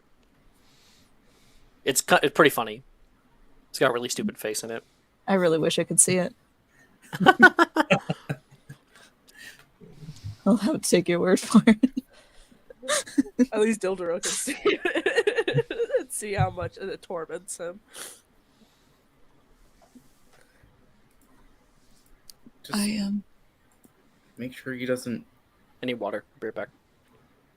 tell on us, I guess, so that the school doesn't close down. the school won't close down. I'll make sure of it. You were not there, or rather, some of you weren't. I asked a question of Professor Slughorn. My family did something terrible. School, they were culpable in its destruction, and I don't want to be like them. I want Wait. to help Your family helped destroy the school? my family, my father, my aunt. Death They're Eaters. real mean Oh. as ghosts. Oh, yeah, right. I want What just to happened? repay. I am letting Morgan is telling them about her family. Do we know Okay. Morgan's last name? Yes. Yes. Oh. Probably not a surprise to some of us. They were terrible. They hurt many people. They were culpable in the school's destruction. They aided in it. They aided and abetted in some disgusting atrocities, and if my blood was a part of this, I want to be able to heal the hurt that they caused. I don't want to be like them. I know you're not right now, so You're an entirely separate person from what your name carries. Maybe not to everyone. But thank you. People are just simply ignorant, but we are your friends, and we know who you are as a person and your intentions, and that will never change. I want you all to know that it's very difficult for me to express myself, but I care for you all dearly. You're my friends. And I want to do whatever is in my power, at whatever cost, to help you all.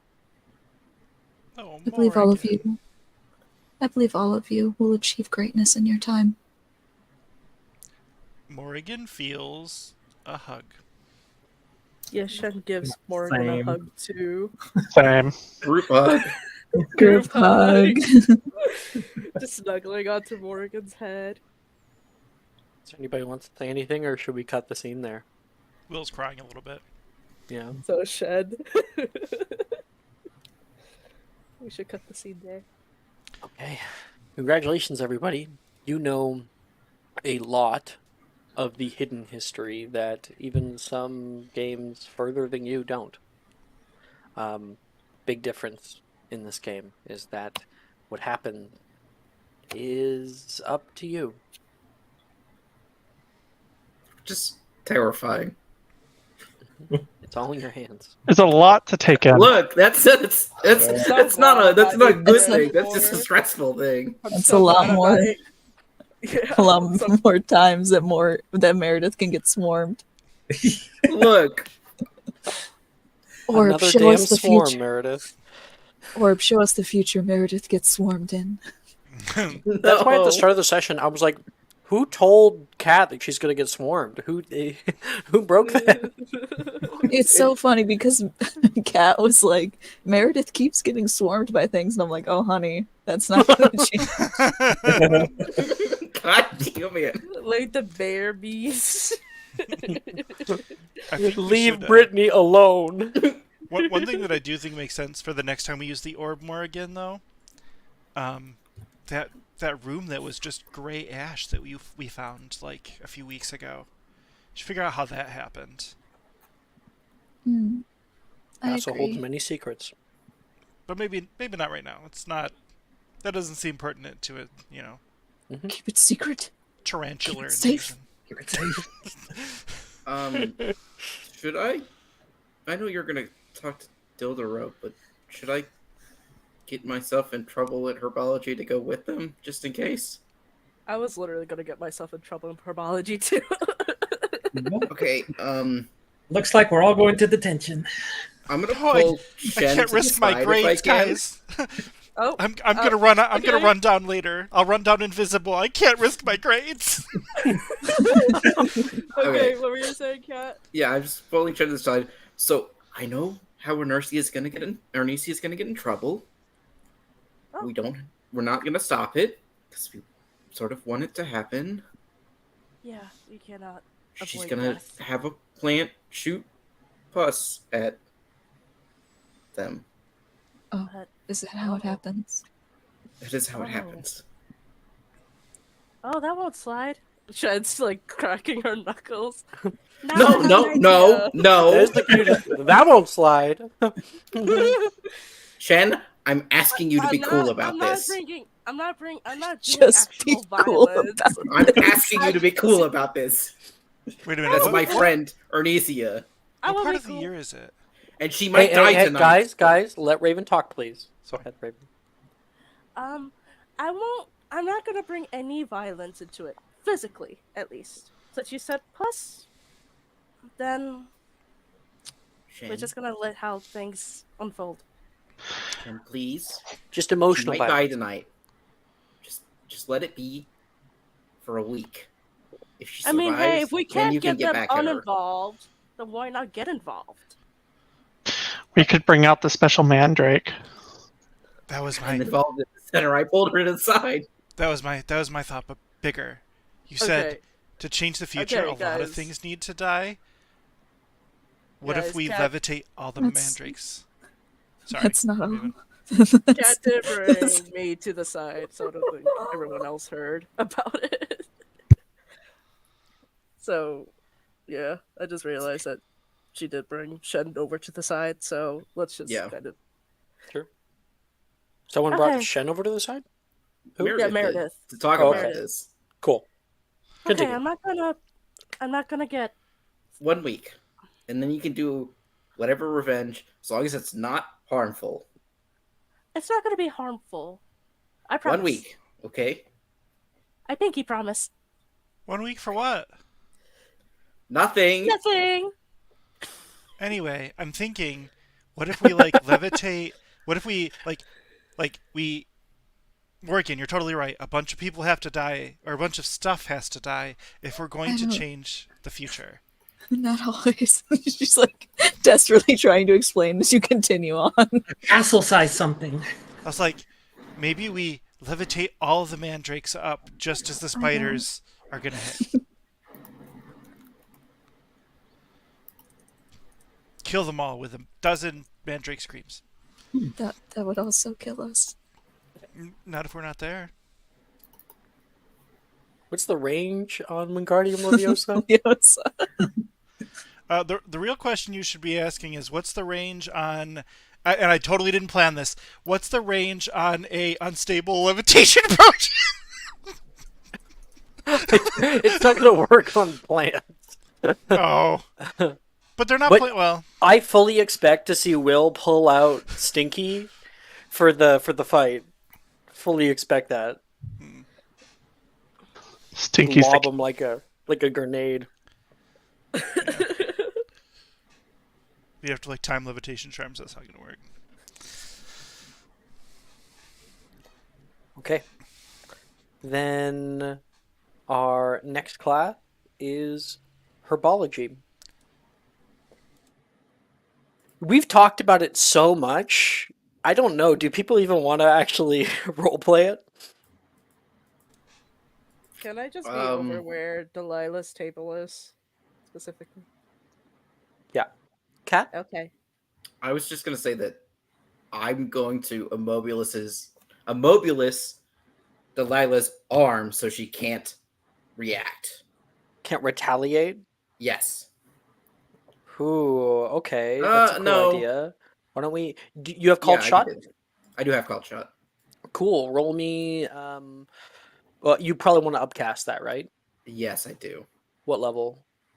I can go up to third. Cool. It's a second level It's a spell, I second think? level spell.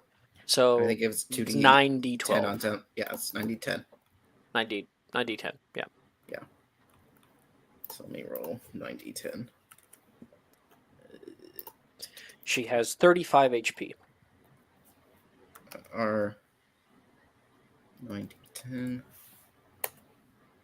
47. Oh Yeah, my fuck yeah. god. Nice. Yeah, you would be able to do that. Anyone else wanna do anything else in specific? Then I can just kind of run through it. I just want to be ready just in case I see something flying. Like towards Delilah. And just what are make we it doing in save particular in and this spray it class? onto me. Okay. Sorry. So you're gonna like no. Kind of like that, just kind of stuffily like move in the way, and then be like, Make a perception check to great. watch for when they do it. Okay.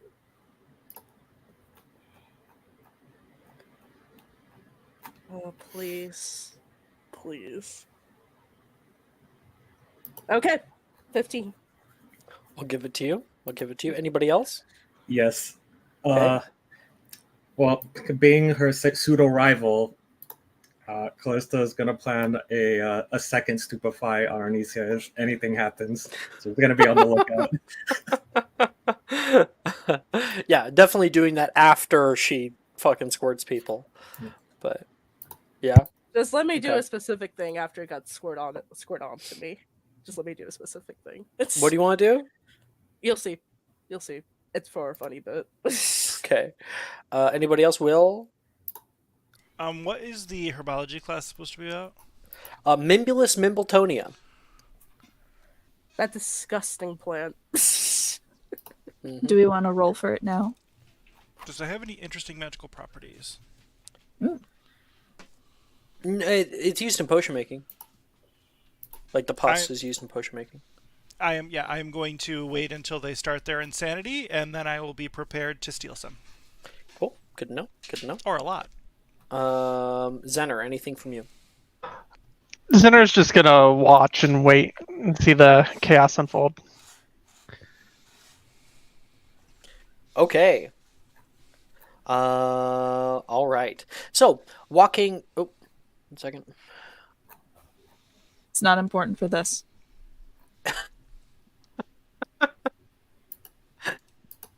Okay. The class itself is on Mimbulus Mimbletonia. To kind of narrate what happens here, we enter into the greenhouse itself. Professor Sprout gives her lecture, asking for people to identify the plant in front of you. Anyone who wishes to answer may roll a herbology check to see if you can get some points for your house. If you're a Ravenclaw, I recommend not doing it. But sure, I'll try. I'll Yeah? try. Is that the herbology then? Do I get a D4 because I was first to say it? Technically, yes. So then, Meredith? No fucking okay. 11. 8, 8, 11. Meredith, you are able to identify it as Mimulus Mimbletonia. You get 5 points there. So now it's at Hey. 45 house points. She continues on with the lesson, showing you all how to properly, like, squeeze out these little pustules into a glass beaker. Let me get you guys a picture of a Mimulus Mimbletonia. Mimulus Mimbletonia. You don't have to do that for us. Just Thing spare that our Neville was carrying eyes. around. It is. Indeed it is. Here's a cool picture. Please spare our eyes. I'll spoiler it so you don't have to look at it. It's just a little spiny. Yeah, It looks like a cactus. cactus. Yeah. It's so cute. And those little like red pustules, they can be broken and they deflate, squirting out this kind of brackish yellow liquid into white beakers. Everyone's doing that. And of course, Arnesia and Gemma are planning their little attack. I want everyone to make a herbology check for your grade, please. Okay. Separate from the roll I just rolled, or is that Separate. Yeah, it's separate. Okay. Yes. 16. Oh well, I'm gonna get Oh my detention God. anyway. I'm using my inspiration on that roll. Oh, thank God. Hey, Alex, would a 19 be an O?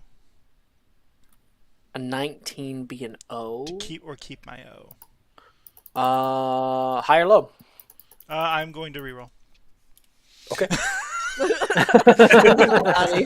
Not even chancing him. All right. He said herbology, right? Yeah. I've never had that damn die. Shen. 7. 7? Okay, so that's gonna go down. Oh well, I'm gonna get detention anyway, so it's probably gonna go down further. Meredith? 16. Oh, hey! It goes up to a P. Morrigan. Hold on. I'm thinking of the I missed it. 14. Okay. Callista? 14. We'll go down. Zener. 22. Oh, you go up to a P. And Billy. Finally. 24. And that will also serve as your ability to squirt some pus out for yourself and cork it up while the fucking chaos is going on. And that chaos does happen. Arnesia, like, pulls you over his shoulder and just bears down on it. It squirts across the way. It shoots over toward Delilah, and Shen, you kind of like, excuse me, and you immediately are hit on the back. You can see Gemma go, no! And she's gonna grab hers and like go to squirt as well. It gets all over that. Gemma's like, Delilah jumps back, afraid. Callista, you go to stupefy. Shen's doing her thing. Yeah. Let me do it. She was just like, oh no, not so fast, and she completely squeezes it into her hands and puts it inside of Ernesia's shirt.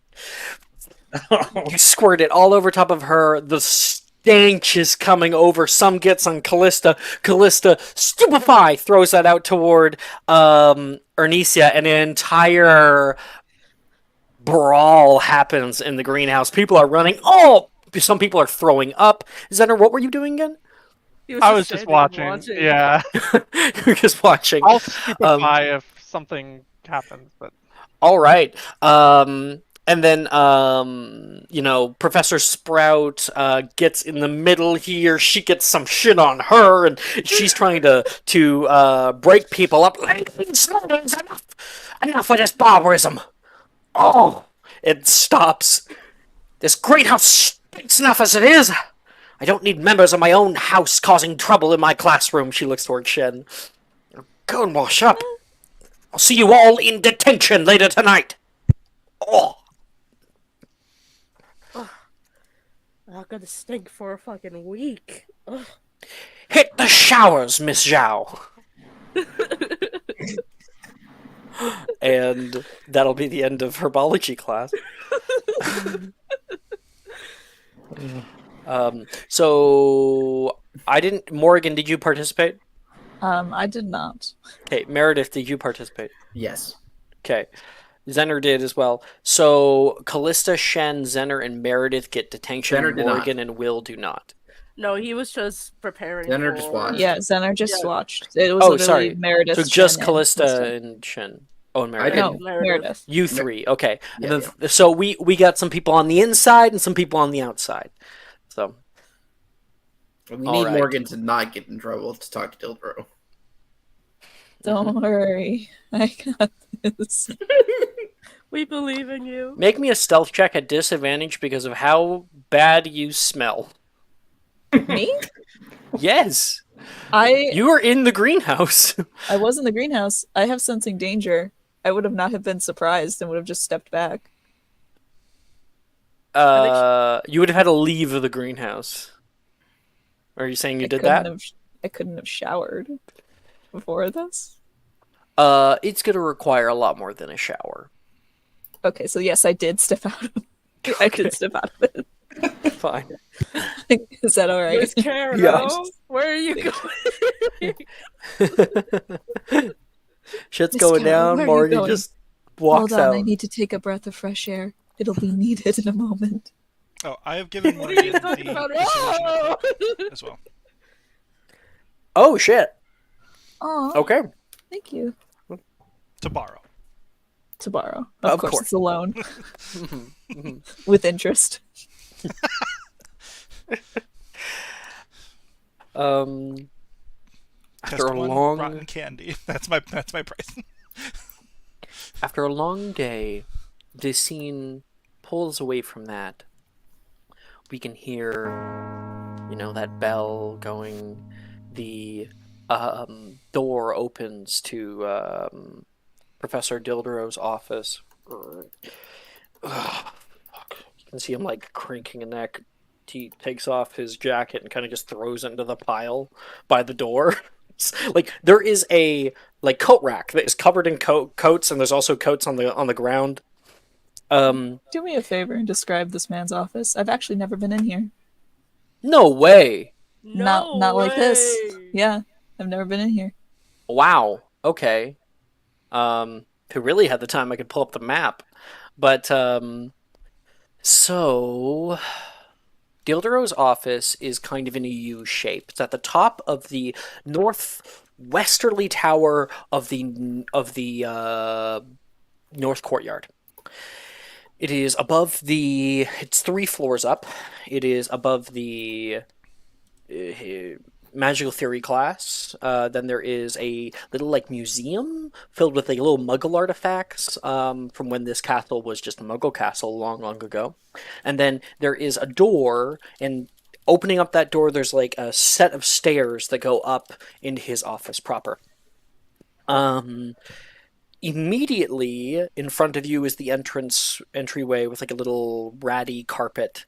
At the corner of the room in front of him on the right-hand side, there is a big, L-shaped desk with plenty of holders for different things, and it is covered in a mass of papers and scrolls, and probably some plates that he's left there from when he was eating in his office earlier.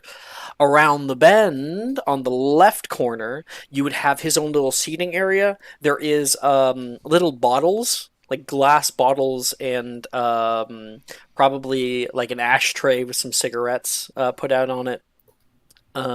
He has an old brown couch, something that has seen better days. And then immediately to your left is his kitchenette that has dishes that are piled up.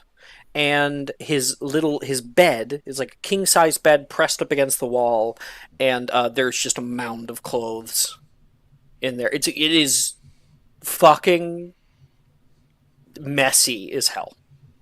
Disgusting. Yep. Mm-hmm. Mm-hmm. He just lives in his office. Yeah. Well, Yes, all of the faculty live in their Oh, office. yeah. Yeah, their office is both an office and also a living apartment quarters. of sorts. Some people have nicer ones than others. Dilderos is quite small. My guess is he takes appointments in the classroom and not in Yes. his office. Yeah. So he kind of like cracks a neck and heads over. You can see him lean down and like pick up a bottle. Fucking empty. Shit. Puts it back down. And you can. The camera then cuts to a point of view of Morgan in his office with the cloak on, staring at him from behind. She takes off the cloak very, like, softly. Hello, Professor. No, fucking. You see like a wand up, like it fell out of his sleeve and into his hand. Morgan, what on earth are you doing in here? This is not a place. This is not a place for students. And he flicks to his right, and a bunch of like his dresser drawers open up, and clothing like pools in, and then the thing like struggles to shut. Like He Evanesco some bottles away. Who let you in here? The door did when I opened it. Enough. This highly, highly unprofessional, he says. And in order to make sure that you don't do this again, Vigilatus is going to cast.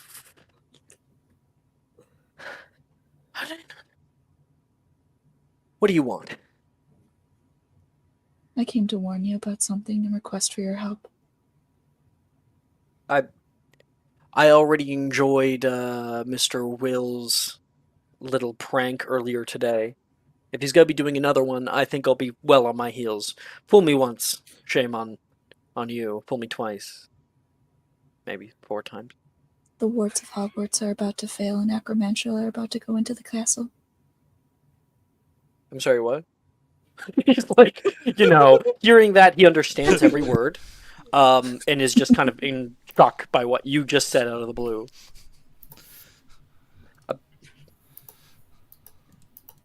And you know this because... I am in possession of an artifact that gives me sight. Okay. She has no reason to lie, so she's just gonna say the truth.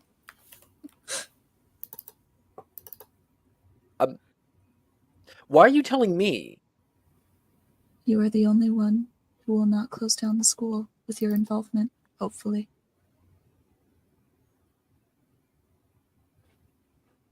Miss Morgan, if you're lying to me, this is a serious thing.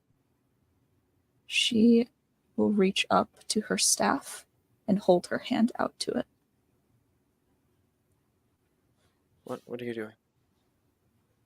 And she will wait until the little aperture opens.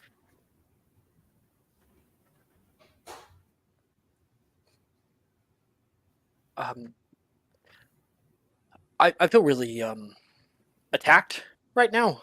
Just absolutely ambushed, literally ambushed. That I've seen that before. And he's going to go into his desk area and just like fucking start sifting through shit. It is going to take you 2 minutes to find it.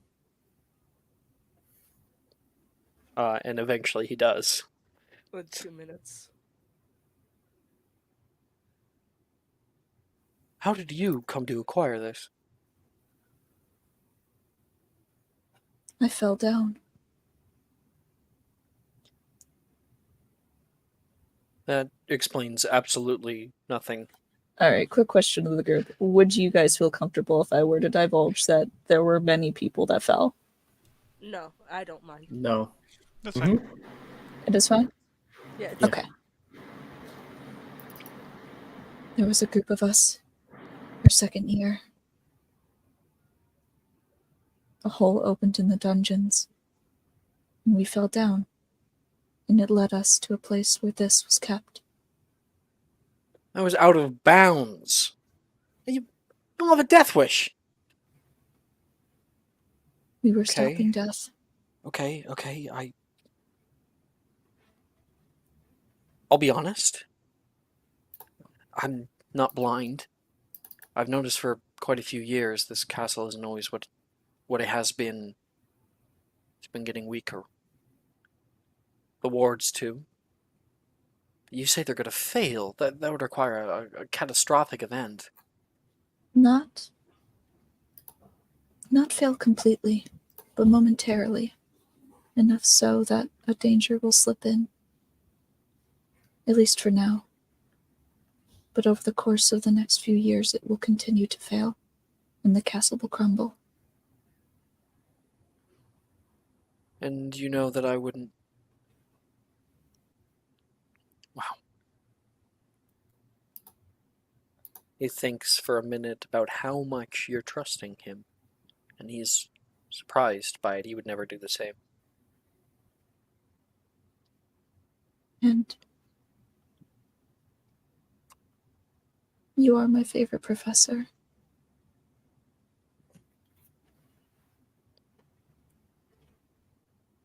I apologize dearly for everything that you've been through.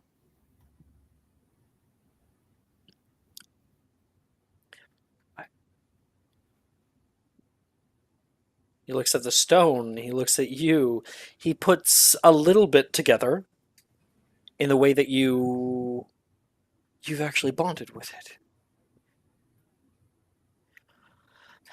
I knew it wasn't a potion's failure, he says, looking at your eyes.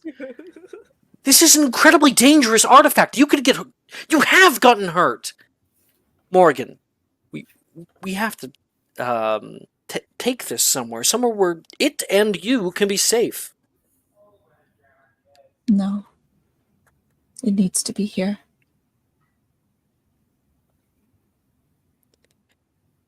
I suppose that's something that we can talk about later. For now, what needs to be done? And that's where we can cut that scene. Mhm.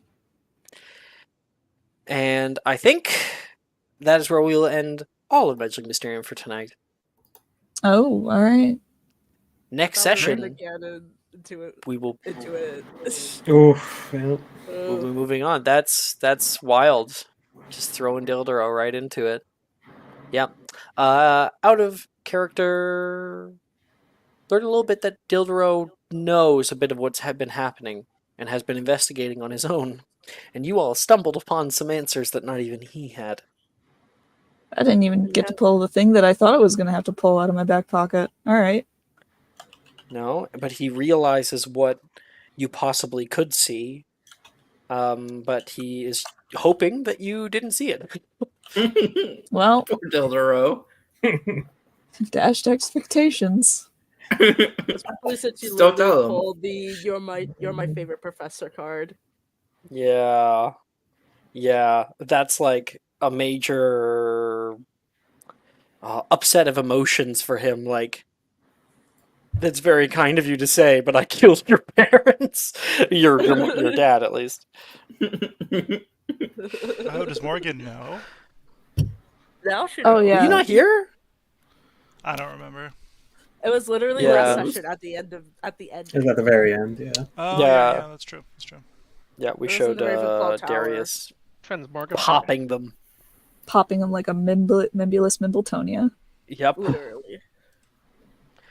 All right. Thank you guys so much for playing, and thank you guys for watching. We'll return next week for the Wheel of Fate timeline. Bye-bye. Bye bye.